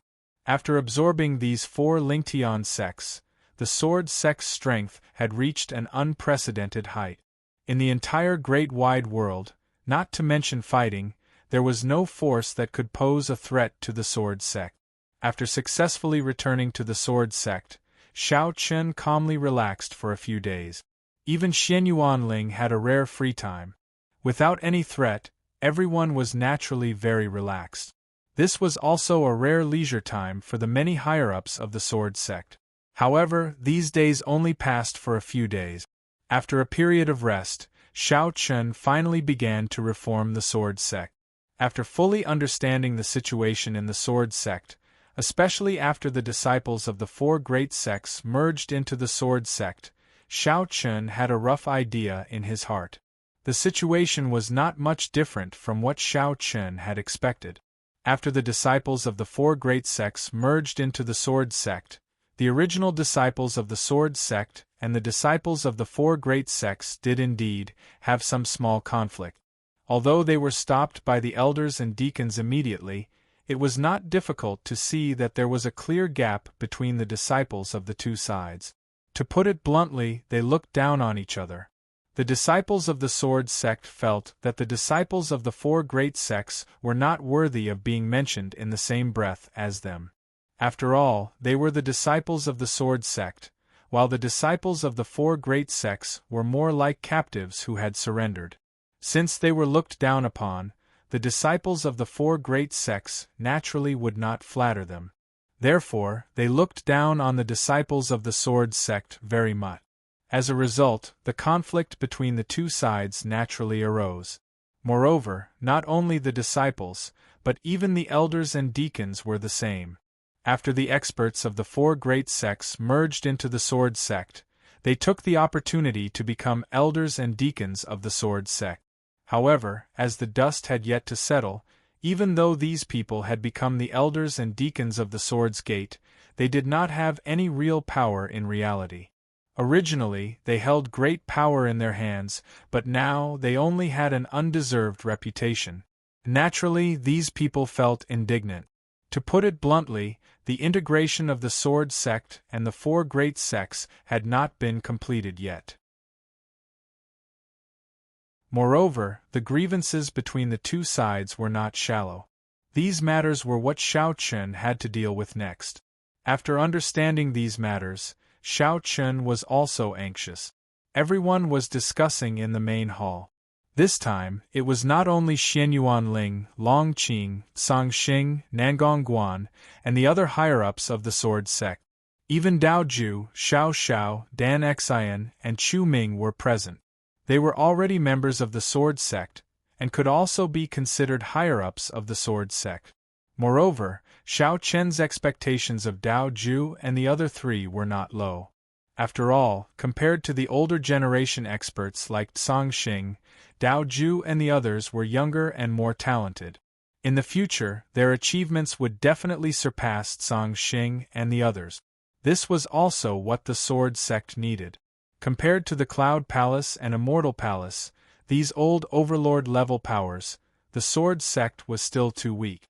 Their weakest point was the number of Ancestor Realm experts they had. Immortal Palace and Cloud Palace had more than 10 Ancestor Realm experts, while the Sword Sect only had 2. This was clearly not enough. Therefore, Xiao Chen needed Dao Ju and the others.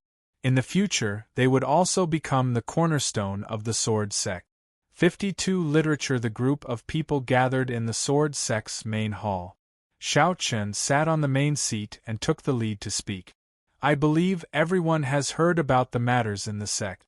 The Sword Sect's disciples and the former disciples of the four great sects are like fire and water. This matter has already reached the point where it has to be resolved. He didn't waste any words and went straight to the point. Hearing this, everyone present nodded in agreement. No one was surprised by what Xiao Chen said because they had already expected this. The matters in the Sword Sect had to be resolved. Now that Xie Tian had died, it was time to deal with these matters. Everyone nodded, but no one expressed their opinions.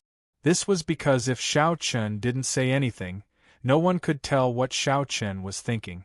The matters of the Sword Sect still had to be led by Xiao Chen, so before Xiao Chen expressed his opinion, No one dared to randomly express their opinions. Seeing everyone nod in silence, Xiao Chen could guess what everyone was thinking. His expression didn't change as he continued speaking. Properly speaking, the four great sects no longer exist. Since they have merged into the Sword Sect, everyone is a disciple of the Sword Sect and is a family. This one doesn't want to see any factions appear in the Sword Sect. Xiao Chen first expressed his opinion, which was that the Sword Sect didn't need any factions to appear. To put it bluntly, the Sword Sect only needed one voice, which was Xiao Chen's voice. But now there were already two factions forming in the Sword Sect. One was the elders, attendants, and disciples of the Sword Sect.